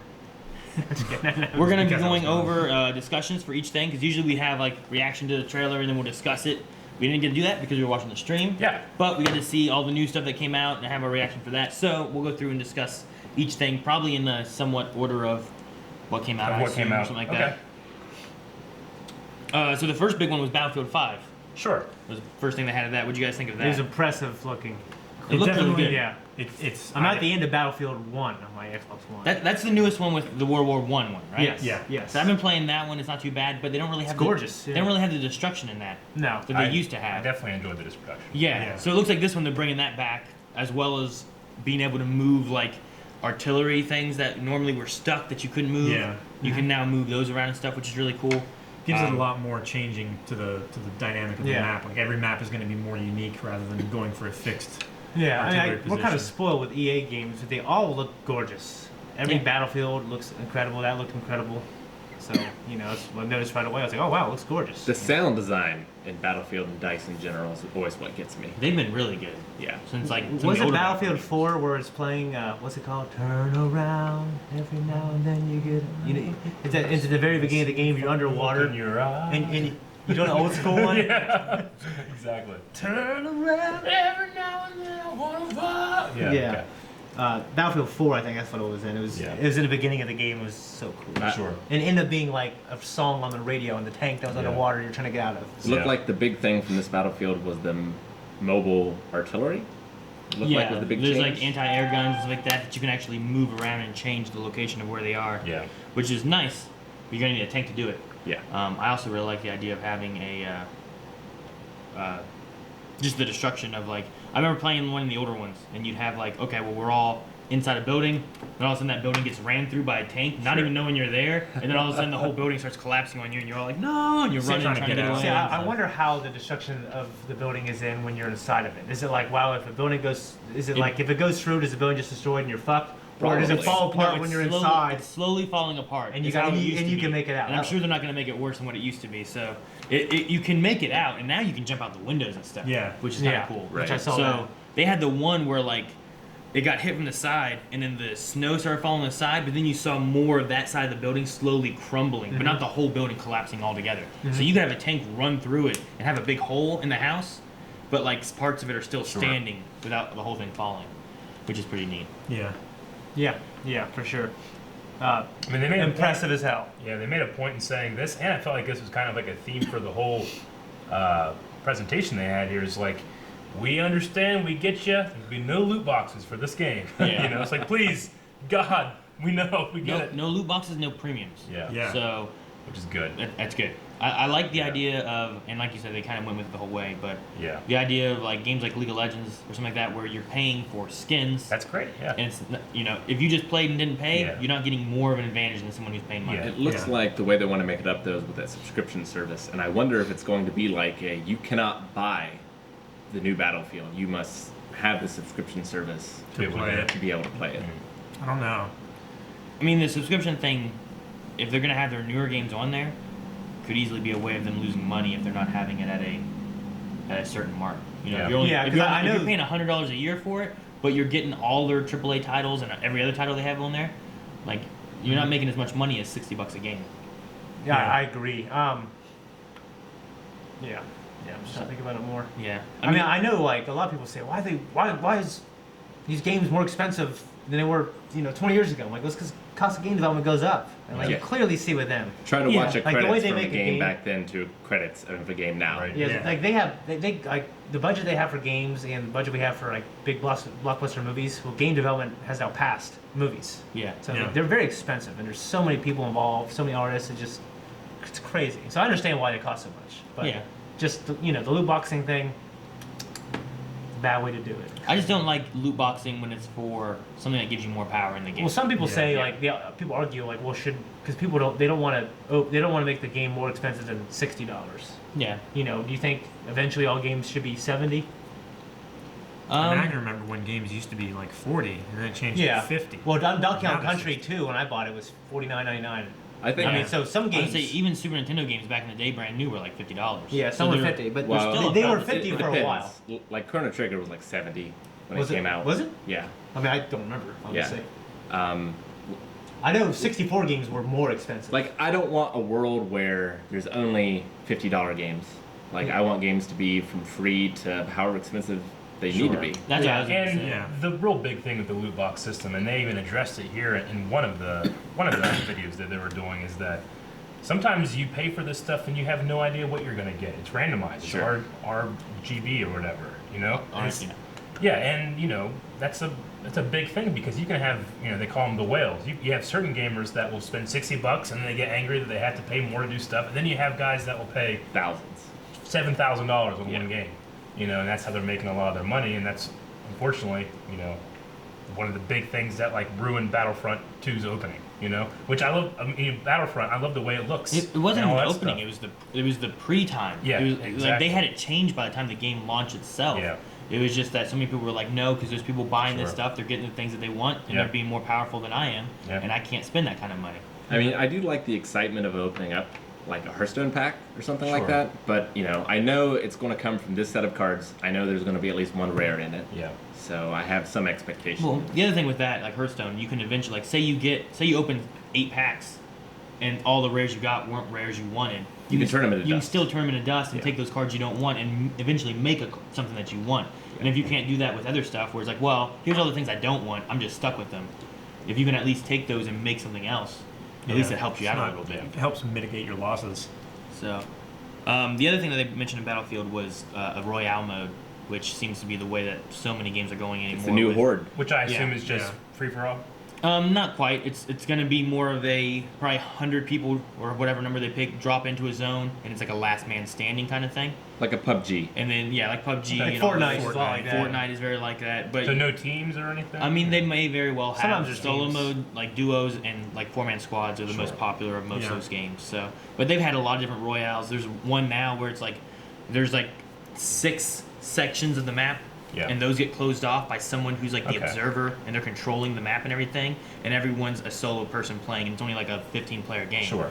But then there's other ones where it's like 100 people all dropping into a map, and you're trying to grab loot and everything and survive. But it's like it's just you and you're trying to survive. That kind of I mean, that may be one of the modes that they have for it. They may be like, here's a 4-man squad, you Okay. 4 drop in, Sure. and your squad needs to be the last one surviving. Whether Okay. one of you makes it or all 4 of you make it to the last Yeah. one, But that you makes have your to team make sure win. everyone else dies. And So like it- everybody's kind of going into this like P-Berg and Fortnite feeling of Yeah, exactly. PUBG, yeah. Normally, Is it as, P-Berg? as the match goes on, the field Middle shrinks. Valley. Sure, I get you. Okay. So the main thing with it is, do they have it where you're just picking up loot, or do they have it where you make your character, you drop in, and then you're that character. Because for squads, you can make yourself like here's our medic, here's our sniper, here's our regular infantry guy, and here's our demolitions guy. Right. We're gonna go in as our 4-man squad and see how we do. Yeah. And then if you lose your medic, now you're even at a more disadvantage than the other people would be. I only ask because I haven't played any of those kind of games in the last 10 years or so. Yeah. I know what free-for-all is from Smash. Yeah. Yeah. But it's gonna be different dynamics and stuff like that. It's similar to that, but like imagine you're doing a free-for-all where you have 1 life. Sure. And then the last person remaining is it. Makes So sense. it'd be kind of like the Smash Brothers free-for-all where when you're out of stocks. I hear Battle Royale, I think of the Japanese movie. That's where the term came from. That's where the term, actually. Exactly. Like Hunger Games kind of thing. Yeah, actually, Hunger Games is very much like it, where they like keep shrinking the arena with like the fire or whatever it was. Yeah. It's very much like how that is. Sure. All right, anything else on Battlefield? I don't think so. The next thing they had was FIFA. Yeah. I don't know what all we want to talk about with FIFA. For me, I played Mega Man Soccer. It's the only soccer game I've ever played. Yeah. What do you got? I mean, I guess I kind of lump all the sports games together. I played some recently. Like I actually own FIFA 2014, just because a lot of my friends play it and are incredible at it. And I'm terrible at it, but it's fun. I mean, basketball is my favorite sport, and I'm terrible at 2K. Yeah. I'd say we can lump it in with EA Sports, where they also had Madden lumping those and games, FIFA today. Yeah. I mean, good for the. I mean, like the kid who won, the belt. Yeah. Like good for him. I understand competitive gaming. Yeah. I understand what it takes, the grind. It's crazy. So good for him. It's not my kind of game. Yeah. Even though it looks amazing. It's not for me. I mean, and I like football enough to where my friends who are good at it, I can watch them and understand it. This is cool as shit. I'm terrible at it. Yeah. So I hate, and nothing to do with the quality of the game. I'm just terrible at sports games. It's just never was the type of game that I played when I was a kid. Even when I was a kid and I played basketball and football on one team, it was never the game. I played NBA Jam. I'm going to come home from my 2-hour football practice and play more football. I played Madden on the Nintendo 64. I think it was like Madden, I don't even know, 98 maybe or something like that. I don't know what it was, but I used to play it there. I didn't really play it much after that. Yeah. But I feel like nowadays there's not much they can change. I think last year they had FIFA, or 2 years ago they had a FIFA where like you were. It was like a story. There was like a story where you were and I had that like one, and I went through it a little bit. It was more than a career mode. It was like you're a kid who grow up, who wants to be and there's like a story you're following with this kid making it. And he gets older. Yeah, I have that actually, because Malachi Malachi plays my sports game. I buy him actually for Malachi. Yeah, and he's good at them. He's better than me. I'm better than the FIFA, and that's it. But he plays all of them. I feel like that at least gives he a would be little bit interested of in something stuff. where like here's a sports game, here's a story mode we had that you can play. Like here's this person's life.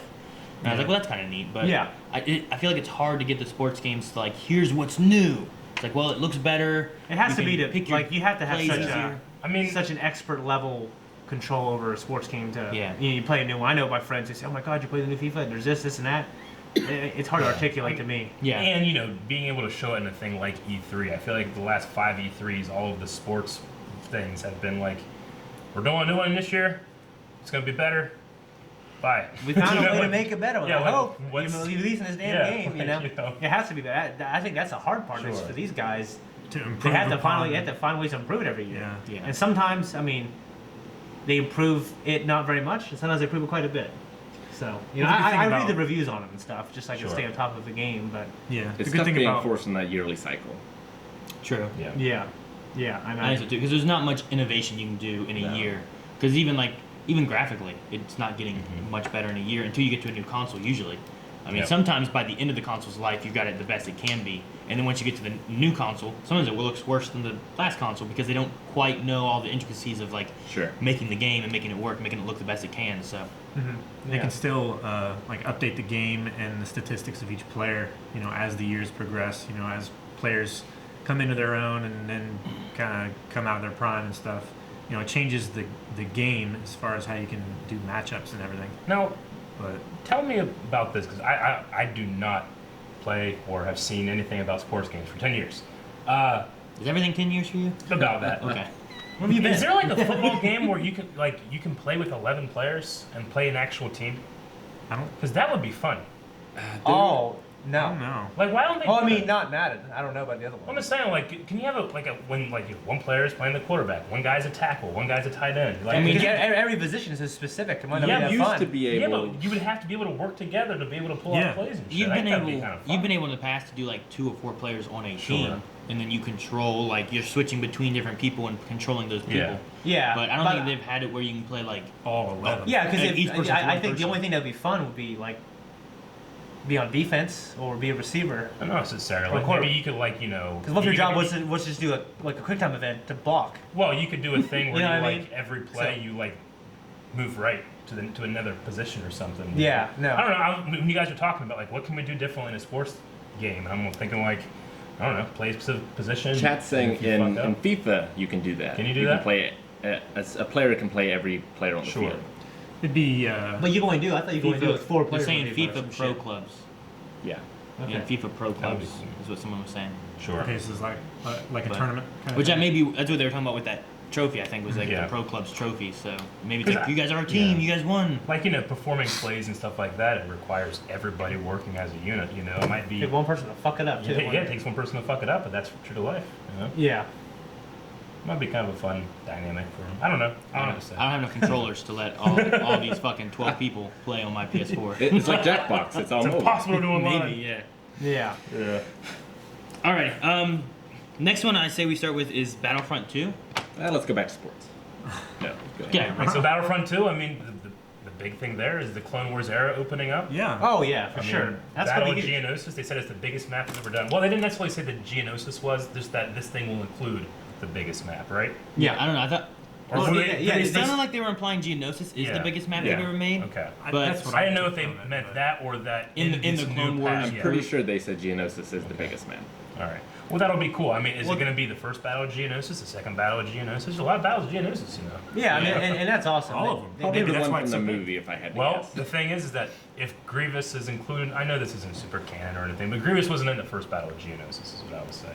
Yeah, Do you, but do you get, like, you know, Is he still not included in that battle? not until the second?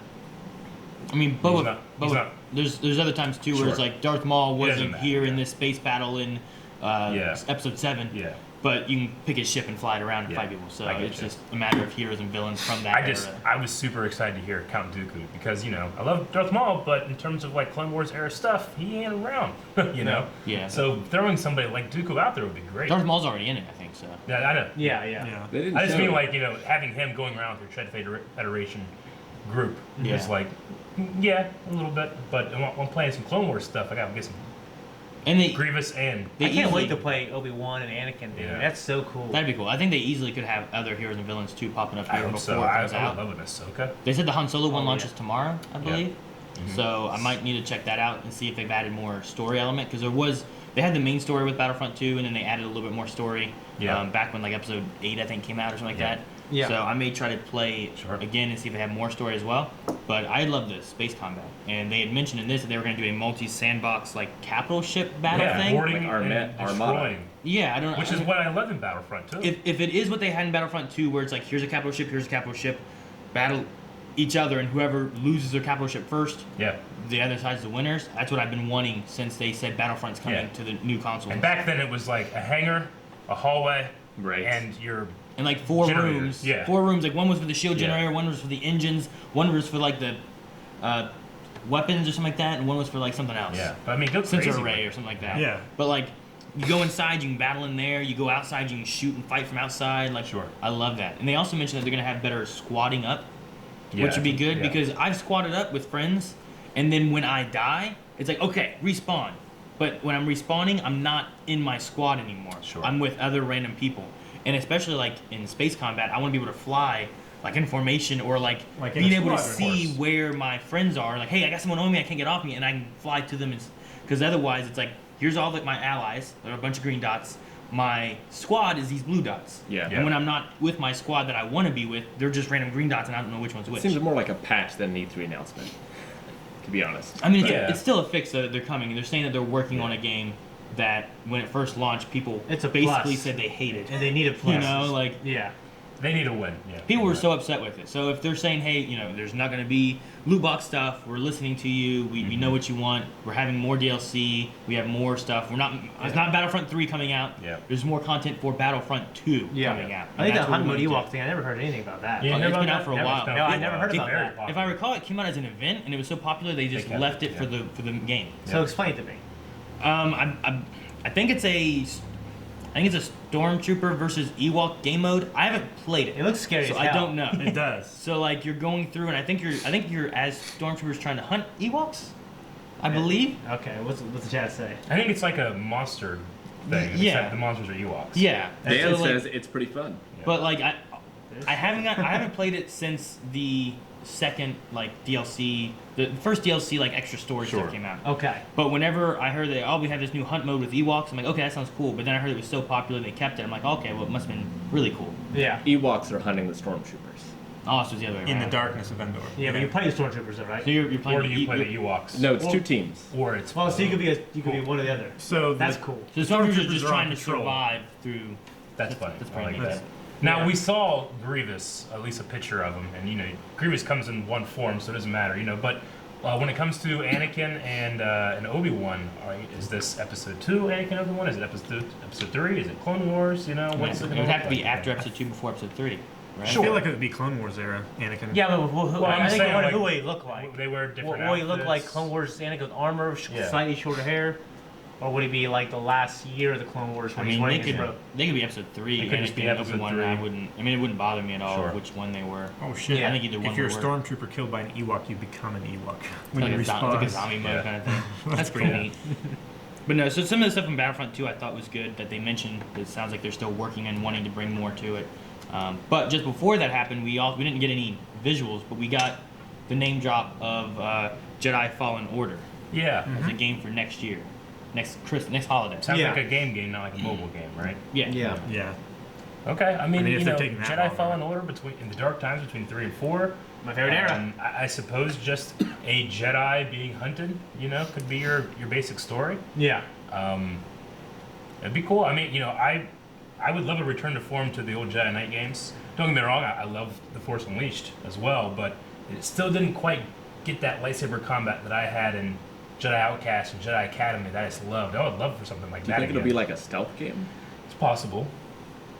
You mean it could be maybe like a wandering samurai kind of game, I mean, you could be a Jedi without a lightsaber because you don't want to appear to be a Jedi. You could be. Like, They did say They you would did be say. holding a lightsaber. Yeah, but I mean, you could get that towards the end. Yeah. You may spend a lot of the game just being a wandering, Jedi duster-looking, shooting, Jedi Outcast, he had 3 missions before he ever went to the academy. So. Yeah. So you could start off in that kind of fashion before you get Chat's anything. saying it's focusing on a Padawan. Yeah. Could be. I mean, it would be kind of like Halo Doom. That's what I was thinking of. you know? Kanan. I mean, Starkiller was a Padawan, So, Yeah. I mean, most stories, I feel like, usually focus on some Now, kind he of was Padawan. he was Start just with the Padawan. son of a He was an apprentice. Jedi. He was Darth Vader's apprentice. Yeah. Okay. I thought you meant like he was a Padawan from the Jedi Order. No, I just mean that he was a. He was an apprentice. Yeah. He wouldn't be called a Padawan. You need to get your facts He's a straight. Padawan. Yeah, I was like, nigga, what He's the a hell is he Padawan talking with about? a force, and he took a lightsaber. And Yeah. Tried to kill Darth Vader. Yeah. But all right. Cool. So we don't have much on that, but that looked cool. Battlefront 2 stuff looked cool. Maybe I'll check out some Star Wars stuff when it launches tomorrow. But I won't check it tomorrow. Maybe next Yeah. week. I mean, if this Fallen Order thing, I would just love some kind of canon single player story. I don't need to play with my friends for every fucking game. Yeah. Exactly. Yeah. And my favorite stuff in video games is story. Yeah. It's made by Respawn, who made Titanfall. And Yeah. That's known for its multiplayer stuff. I don't know if that means anything or. Yeah, I mean, I want enjoy- Amy Hennig's game. Yeah. That's what I want. And for all I know, they said it's fundamentally changed. So I don't even know if she's evolved or what that looks like anymore. And I'm not saying that multiplayer games are bad, but we got a real good one. We got Battlefront 2 right now to play. Let's do something different. Is what I would say.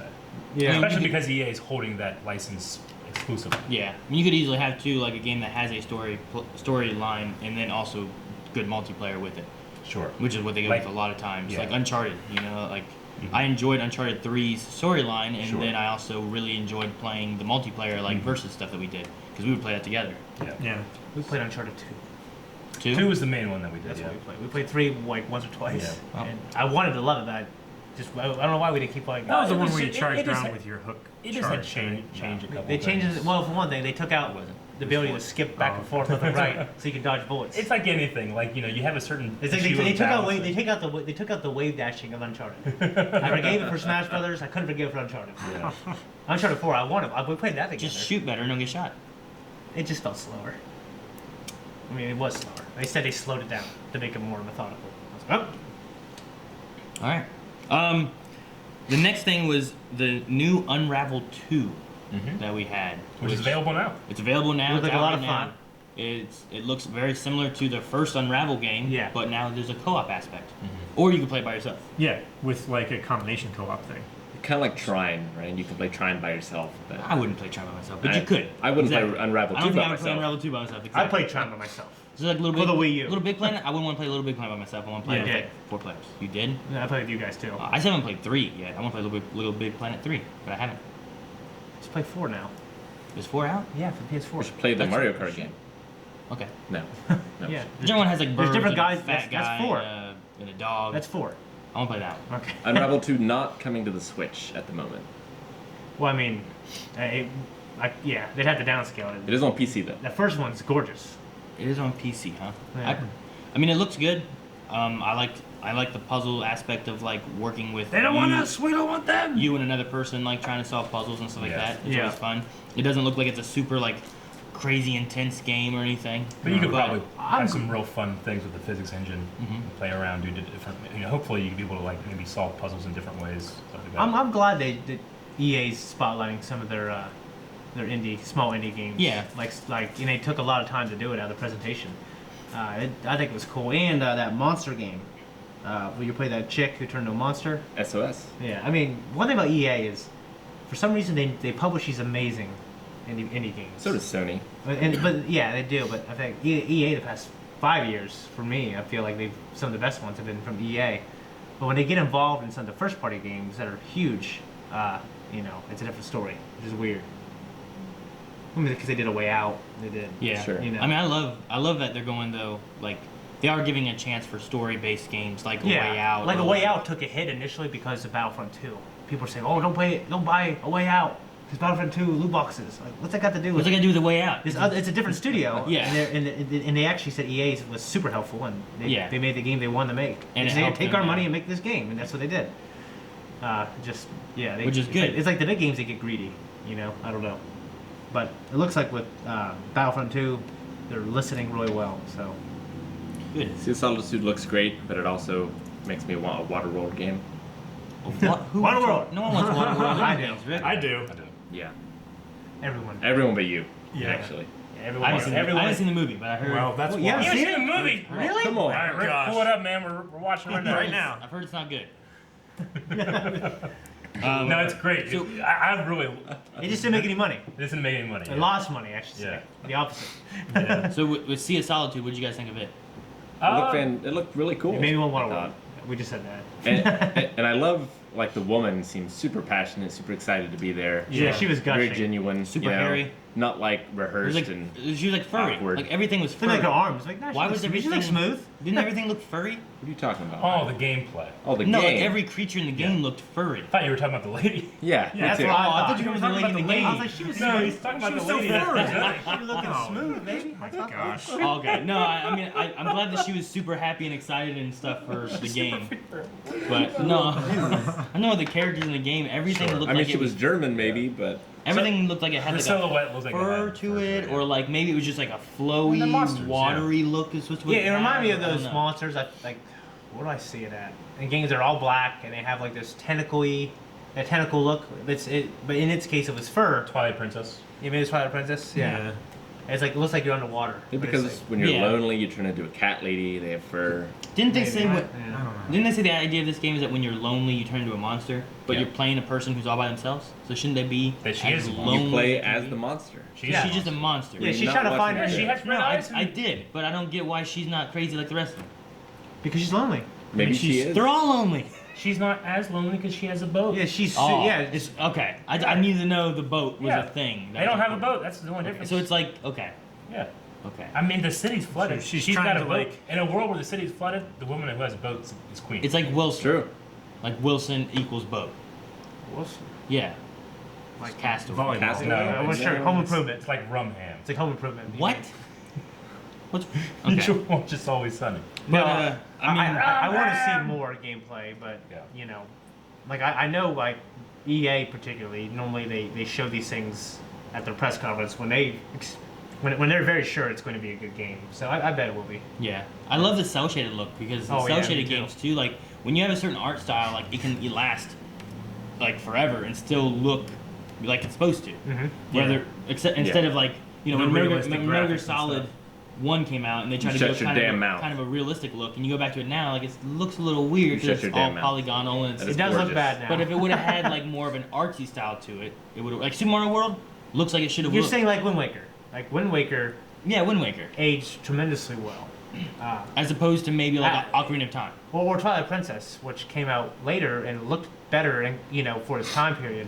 Now Twilight Princess looks kind of uglier. Yeah. And when they modernized them and made them HD for the Wii U, Twilight Princess looks worse. And Wind Waker looks like a Pixar movie. Yeah, a lot of it depends on the art style. Disagree with all that. I mean, it's like biased, Halo Combat Evolved versus like Halo 4. It's a good game. Yeah, she's a furry woman. I get it. It's a good, they're all good games. But I'm just saying. No, they're great games. I love Metal Gear Solid. I love Ocarina of Time. Like they're two of my favorite games and stuff. But going back to them and looking at them now, they just don't. Oh, you didn't beat Ocarina. Yeah. No, that's what it reminded me of. We talk about this every time on the podcast. I've beaten it. I swear. I've beaten it. What do you mean win? Like I don't know win. He skipped a temple. Oh yeah, so you didn't really beat it. No, I did really beat it because it came back out on the 3DS. He beat someone else's. So he finished it, so but the he 3DS didn't game you complete played 2 years ago is one of your favorite games. I've spent a lot of time on Ocarina of Time. I know, I'm just kidding. Spent a lot of time on it, and I beat it. The monsters. So much time you couldn't beat that temple. The monsters. It was scary when I was a kid. Okay, I never beat Silent Hill either. Gosh, it was scary. Scary, Calvin. The monsters did remind me of the Colossi from Shadow Colossus, like the flowy hair look. A little bit, and definitely like the shadow. Yeah. Of it as well. The game that actually made me feel the loneliest, I think, was Journey. Even though you had people in it with you, did people show up? If they left, though, that's when I felt the most lonely in any game. I didn't know they were real people when I was playing. Oh yeah? Yeah, when I played Journey, the people just showed me like, oh dude, these are like the little scarves that fly around with me. Cool, I'm just gonna run around with this guy. And I'd be like just hitting my button, like, cool, making that noise and stuff. We're running around. I played the game with like this whole time. Yeah. And then at one point I fell and went somewhere, and then like they were gone. I'm like, where'd they go? I don't know where they went. And then a little bit later, I was in the snow place, and I found one. I'm like, yay! And I'm walking, and I'm like, I'm so happy I found him again. I didn't know where he went. And then he disappeared again, and I'm like, no. And I finished the game by myself. But like losing that partner is just heartbreaking. Yeah, in that game. It is. But you can't talk, you can't communicate, you don't know who they are. Yeah. I found out later, like it gave me like 3 names of people I'd played with. I didn't know I played with 3 people. But it was cool. Yeah. That's cool. Alright. Command and Conquer? Let's move on. Sure. I don't have a lot to say about it. I mean, you might, because you looks like a mobile game. I'm still trying to play StarCraft 2. It's one of the worst things I've ever seen at a press StarCraft. conference. I know. What? I'm not That's one of the worst things you've ever It seen. was at the a least press exciting thing Yeah. at the very least. I'm not saying that the game is going to mean- be terrible. I'm just saying. I honestly was more excited about that than I was of FIFA or Madden. Yeah, like sure. that guy coming out with his belt being like, I went for the money. No, like, oh, I get good you. for you, guy. Yeah. I want to watch In I mean- Control beat that guy that I don't know. When I watch a E3 press conference, I'm usually like, I'm going in expecting not every game that they're announcing is for me. Yeah. You know, those Yeah. mobile games aren't really for me. Yeah, I mean, Yeah. I bet it's fun, but like, I mean, I bet people love those games. They were really into that, just like watching a pro match. You know what I mean? Yeah. So I'm not one of those guys. But, I mean, I've watched pro StarCraft matches, and they're nothing like that. I mean, it's just a different game.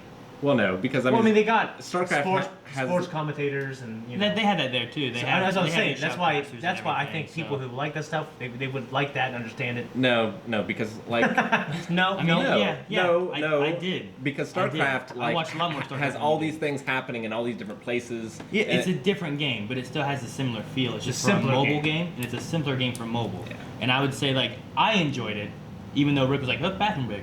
It's like I thought it was cool, and I probably will end up trying out the game and seeing how it is. Personally. Yeah, no, it looks. I bet it's a lot of fun to play. Yeah, I like the esports thing, and I think having E3 also show like, hey, we're interested in trying to push esports more, so that it's not just like these individual game companies. The bigger companies are They're also wanting bridging to push gap esports. between. Well, I mean, the gap's been bridged already for probably at least a decade. But just people who.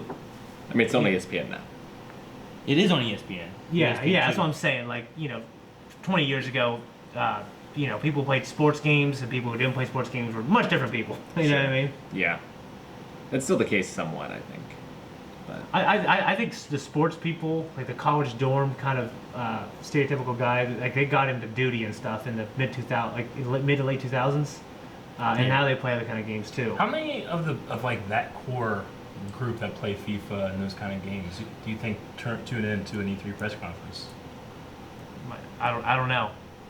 maybe Justin, they might not watch all the press conferences, but yeah, they I'm might gonna watch. say not very many of the audience that was sitting in there was there for FIFA.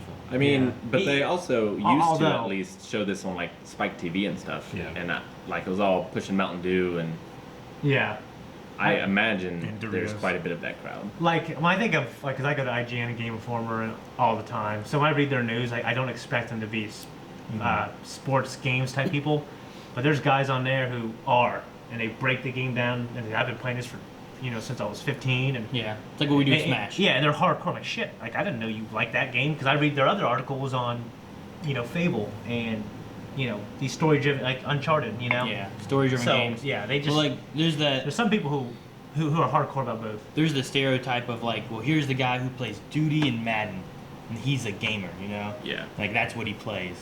Yeah. Like there's like that kind of stereotype, like the guy that you were talking about from the college in 2000 and stuff like that. Yeah. I remember watching like some like original content from like Screw Attack, whatever, and they were like running like a GameStop kind of store, and there was like that stereotypical gamer guy came in, and it was like the other gamers that were like, oh man, I love JRPGs and all this other stuff, and the stuff that the other they guy, have like pins on their backpacks and shit. yeah, so like they have the red, stereotypes dyed stuff like hair. that. So, but I mean, it's good that you have people who are like, well, I love FIFA and I love Madden, but I'm also a gamer. I love these games too. These games are good. These games are good. Mhm. It's just some people aren't for all games, Yeah.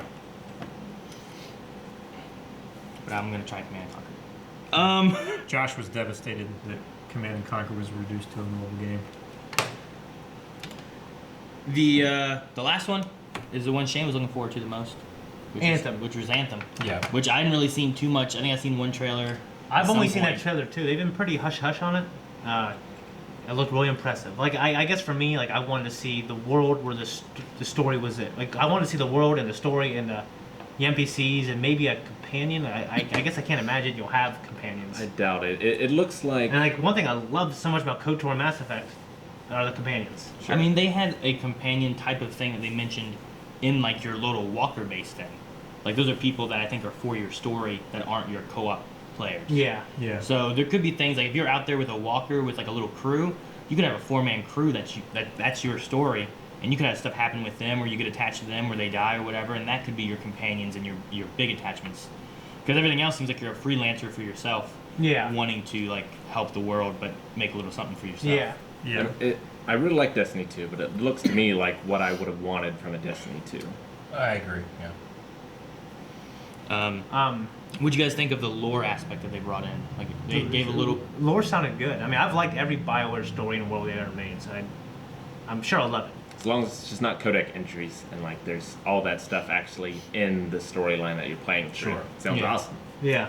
Like I know playing through WoW, like there's your stuff you're doing. Half the time I didn't read what my quest was, and then there's lots of books and stuff you can go and read that tell you more story and lore and stuff like that. I never got to those. Really? So, like a lot of the lore stuff, like I would talk to Michael. I'm like, oh, that sounds really Michael cool. Leslie, I didn't know all he that. just That stuff's reads neat. books on this MMO Yeah. for hours. There's some really good lore in it, but like I didn't get it from playing the core game Mhm. because it wasn't really like it didn't seem like it was core stuff. A lot of it was in like the big raids and that kind of stuff that you would watch. Mhm. But by the time I got to that stuff, everyone was like, I just want to run these. I'm not here for the story. Yeah, that was one of the big problems with Final Fantasy 13 is all the story was in like the encyclopedia that you had to go into the menu and read.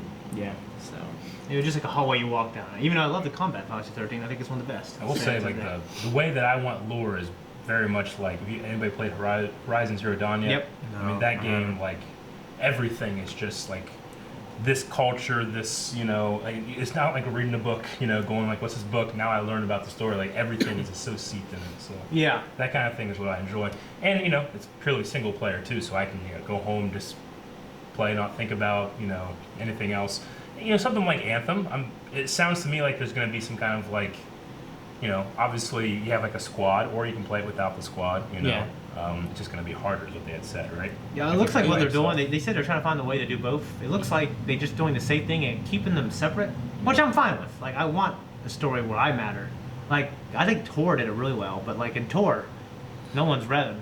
You know what I mean? It's not like when you play KOTOR and you're like the most important person in the galaxy. in Destiny 2, they had some quests that were single player only that you needed to do to get like your next special ability. Destiny 1 there's a bunch, yeah. So, There's also something about like, you play SWTOR and you have like a companion with you but then you see like 50 of that companion with other people. Yeah, You know, sure. and it kind of like breaks the immersion a bit. Yeah, and which, you know, honestly, I would almost have that for this because I just love having a companion with you in combat. Like you connect with them in a story, and you see them fighting. You're like, oh shit. I mean, right, you know, Bioware's- so and so's. I need to raise their health. Not like, Yeah. oh, Aaron's losing health. I need to help him with his health. You know. Bioware's done that before, where they've had a companion that is an AI that follows you around and helps you, so they could do that. Yeah. The thing they had in SWTOR is that you could choose, like, oh, well, I want this one to be, here's my tanky character, here's my healy character, here's my damagey character, and you could pick which kind of one you wanted. Sure. Range and melee and all that kind of stuff. So, Yeah. I mean, they could do something like that with this, or they could just, you go by yourself, it's tougher. You could find some people, maybe you can find some random people. One thing I loved in WoW was when I was playing by myself, going through and doing things, and there was 2 random people that I met on this one quest that I was trying to do, and they were trying to do the same quest, and we worked together to beat it because it was kind of tough. And then one person had left and said thank you, and then the second person I ran into had been like, oh hey, well, are you doing this quest line? Here, I'll join you and we'll do it together. Okay. So I went and we did there's 4 quests in this quest line. We went through and did these quests, and the very last one was really tough, and there's just waves and waves of enemies coming, and we're like dying and having trouble. And that third person that we saw in the first quest saw us, wasn't on the quest, just came over and just started helping us like battle and do it. And I was like, this is really cool. I love this aspect of like the multiplayer thing. When you have people who aren't just griefing you and killing you because, you know? And like whenever there was like a world event or a big boss or something, and you're like, hey, it's starting over here, let's jump over, and you feel like you're like part of something, which is cool. Yeah. You know? So my biggest question is if you're able to like customize the armor and the look and feel, like what the progression is like. Will there be like a skill tree? Or will there be like equipment? Yeah, I mean, you could easily have weapons that you're upgrading and getting better weapons. You could have like, here's how I want my stuff to look, but what it's actually made of is like, here's a better armor it's made of, or here's a better like upgrade of some sort, or some kind of scanning HUD or something else. Yeah. I mean, for me, one thing I was looking for the most, actually, they didn't show, and I hope it's part of the gameplay, is like a melee weapon. Yeah. Like, you know, when I think of, I'm a huge Gundam fan. So we didn't see anything what the Interceptor does. Yeah, we didn't. No. I'm at. Well, the only thing that we saw is the Titan or whatever, the big heavy. He had a hammer. Of some Oh, he sort. did. Okay, I guess I didn't really notice. He did have a I shield. love the idea too. of like you have like a beam saber, like Yeah. the Gundam obviously. So you're shooting and then you run around flying, chopping things, and as you fly, they blow behind you. So the Enders. So in the Enders, like so. You know, when Mass Effect 3 brought in like the melee weapon, I was like, oh my, it was like the coolest thing for me. I mean, if you have like a Colossus, which is a little bit more of a tankier, heavy weapons kind of thing, and then you have the Storm, which I imagine is a little bit more magey. Yeah. And then you have a Ranger, which is probably more like a hunter, a range DPS kind of person. It's better for 1v1s, like burning something down real quick. It would make sense to have like the Interceptor be some kind of like assassin rogue kind of thing. Yeah. That can maybe get closer and come in and take stuff out. I felt like the Ranger was more and like... it has a smaller like. Maybe it has smaller armor, so it's more mobile and quicker getting in and getting out to be able to like do like close in stuff. Yeah, I felt like the Ranger was more like attacking lots of different targets, but not for a whole lot of damage. No, they specifically said the Ranger's a one-on-one type of character, whereas the Colossus does like heavy. Yeah, I mean, AoE well, kind of it showed damage and I stuff. think him target a bunch though. He can target a bunch, but they said he'll take out one-on-ones much faster. Yeah. Which I wrote that down for me. That's what I love. One-on-ones, So maybe which is like that's- that's more of what I love the one-on-one, like taking him out, and usually I always. Well, then you just poison them and then just. Usually I always played hunters and stuff, which like the hunter is usually like I'll take out one target, I'll kill him real quick, and then I'll move on to something else. Whereas like a mage would be like I'll cast a fireball area that hurts everybody a little bit. So yeah. They were saying about having this. You said about single player and multiplayer separate. Yeah, and it stuff. feels like they kind of talked like it was gonna be new, but I feel like SWTOR kind of did it, and especially with and I think they did it real well. With having your base, like you go back to your base, which is like your single player story. There was a Tom Clancy game that was just like that, where like you're in a city. I can't think of which one it was. But like you go out and it's multiplayer, and you're doing these things with other people.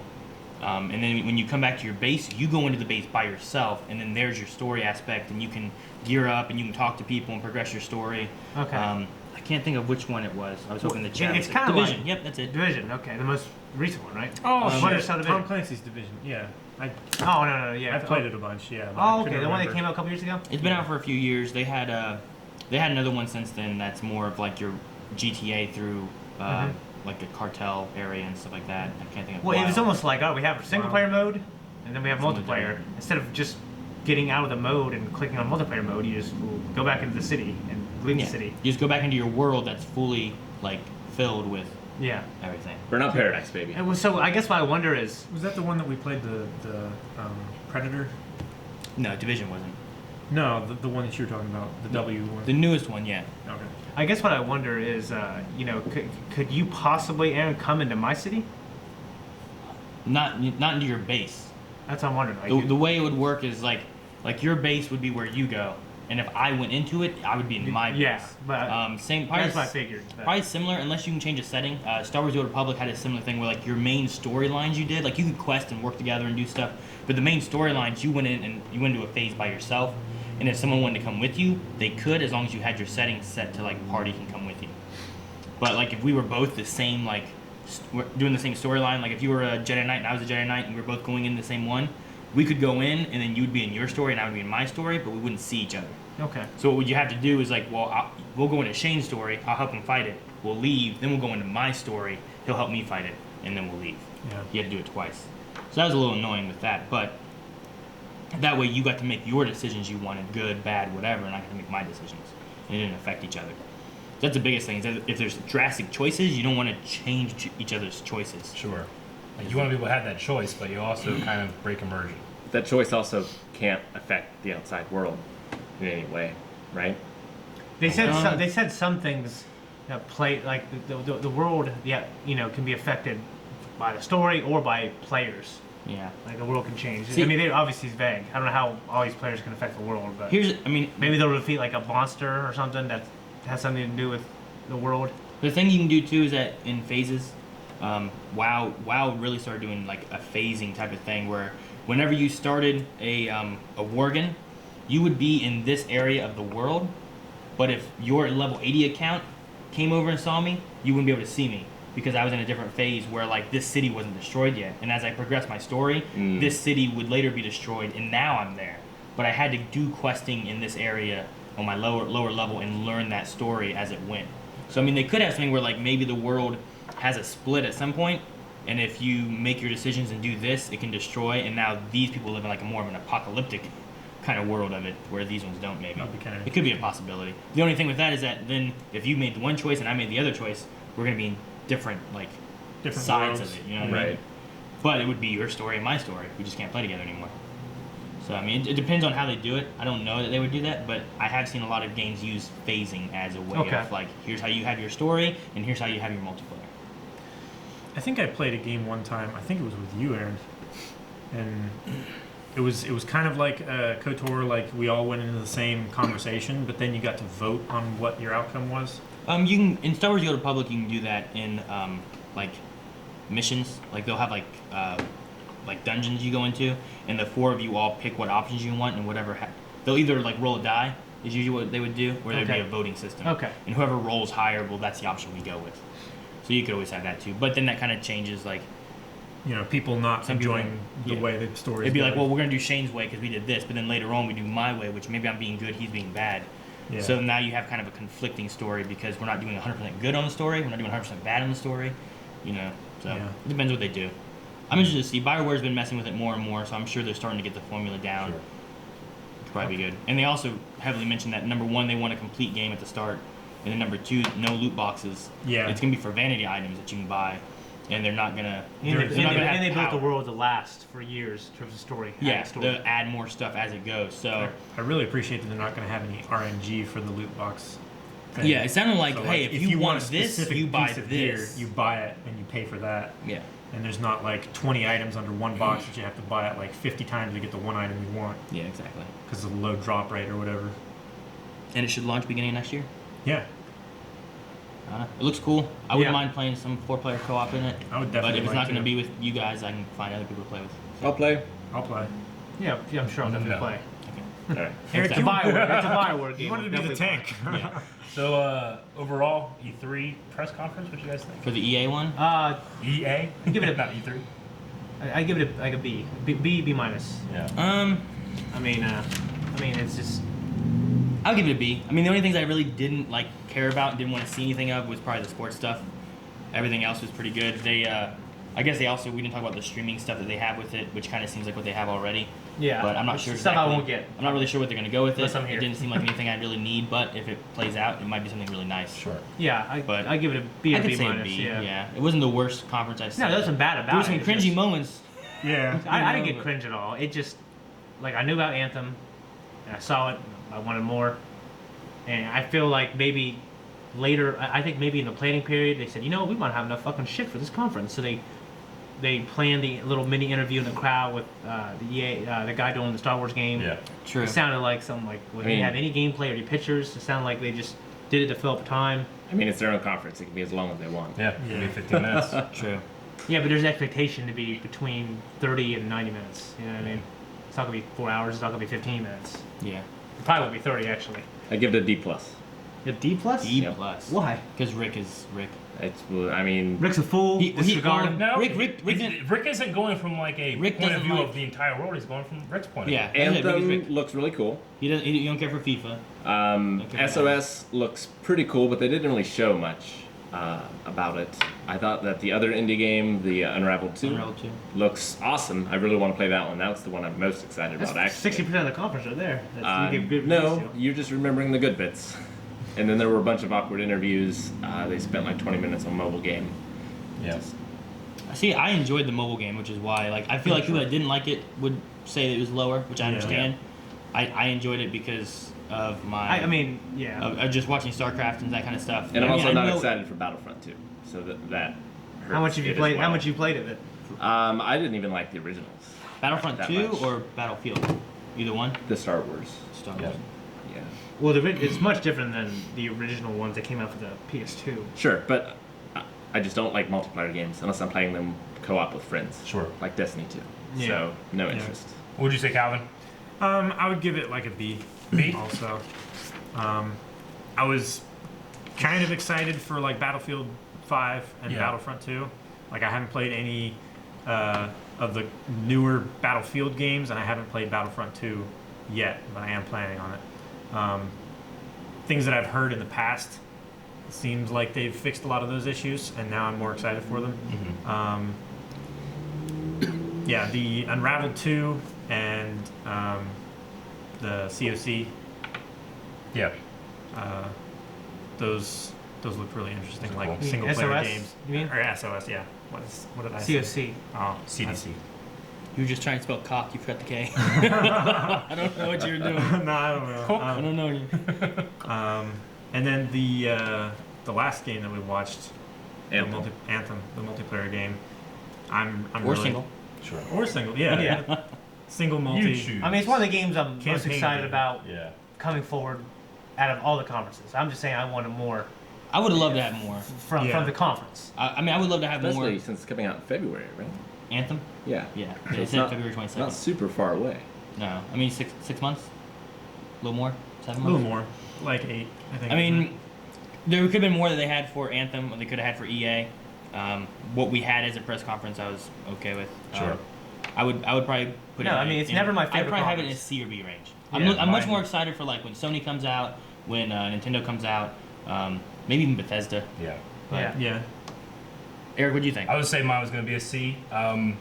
There's nothing in there that I'm particularly super excited by.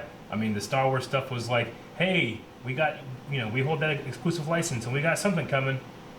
Besides some guy in the audience, Yeah. not even on the stage, but Some guy not even cosplaying. yeah.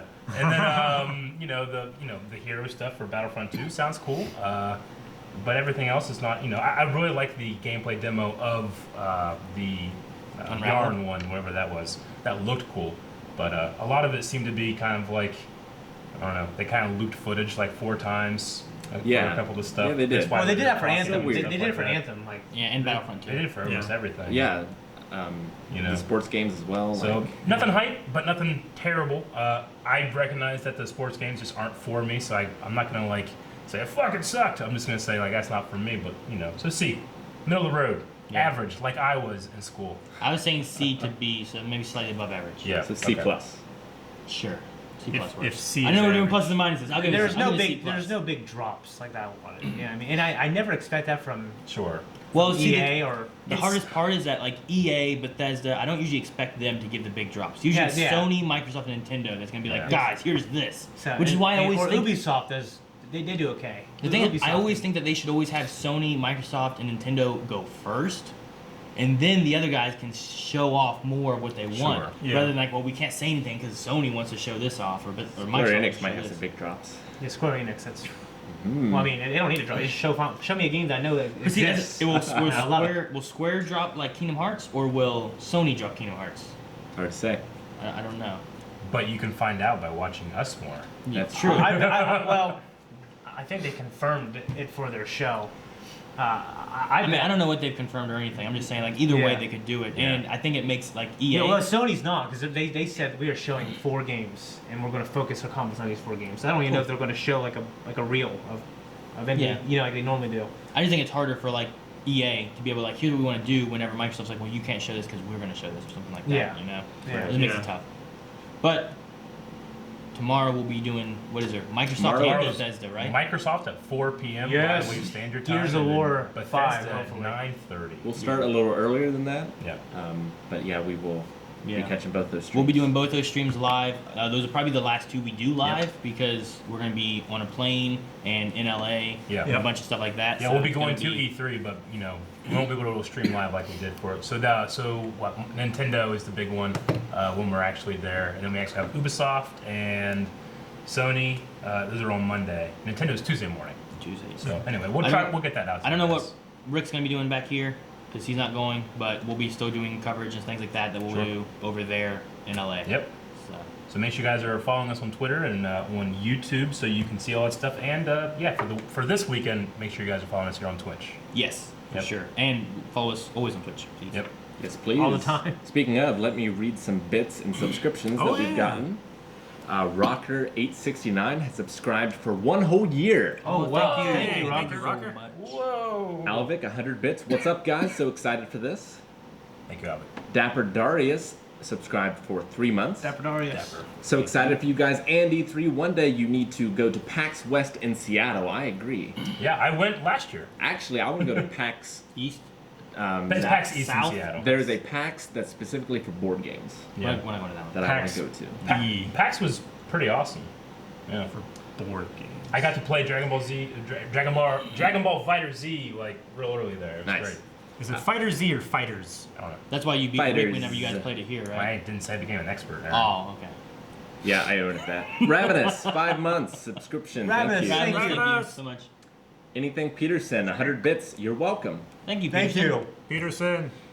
Uh, welcome. Guy from the Yeah, Torchwood, that's what he said. Crimson 5106. Guys, what's up? Predictions for the EA conference? Well, we've seen it. So. Too late. Sorry. Watched it. The Scottish I'm gonna give it a Michael C. used GatherBot to get a subscription. Ooh, awesome. That's using the Thank questing you. modes down below where they do like mobile games and stuff. Cool, thank you. Maybe Check that Command and out. Conquer will be on that quest mode.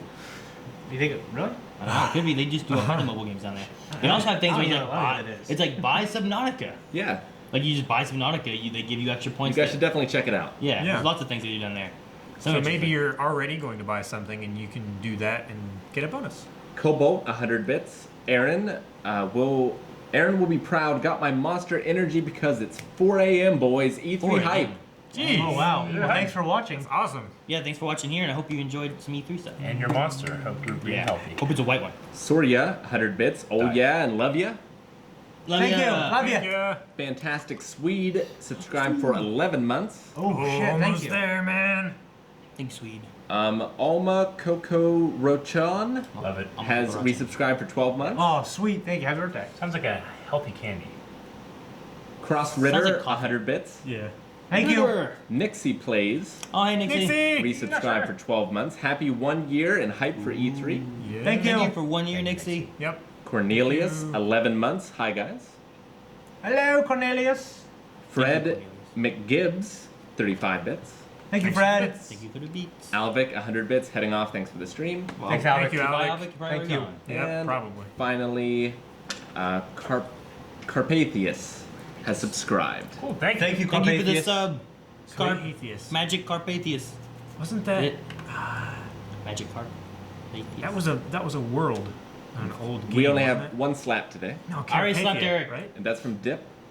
From Aaron, to Shane for not wearing a graphic tee. Wait. Only in the nerd culture does this happen. You went high. I'm sorry. He slapped his tears away. I couldn't. Grievous Chernus just gave 20 bits as well. Thank Guys, you, how are Grieve. you doing Thanks, today? Grieve. Caught him like here and then on his nose. And thank you guys for 300,000 subscribers on YouTube. Yes, Happened thank you. yesterday. Thank you so much. Very good. Thanks, and thank you guys. for everyone who was watching today. Yep. Make sure you guys come back and we'll be doing more tomorrow. Microsoft at 4. We'll probably start stream before 4. I don't know exactly what time. That's safe 3:45 or 3:30. Probably. Or 3:50. Thanks, guys. Here, 3:50. Bye. Bye.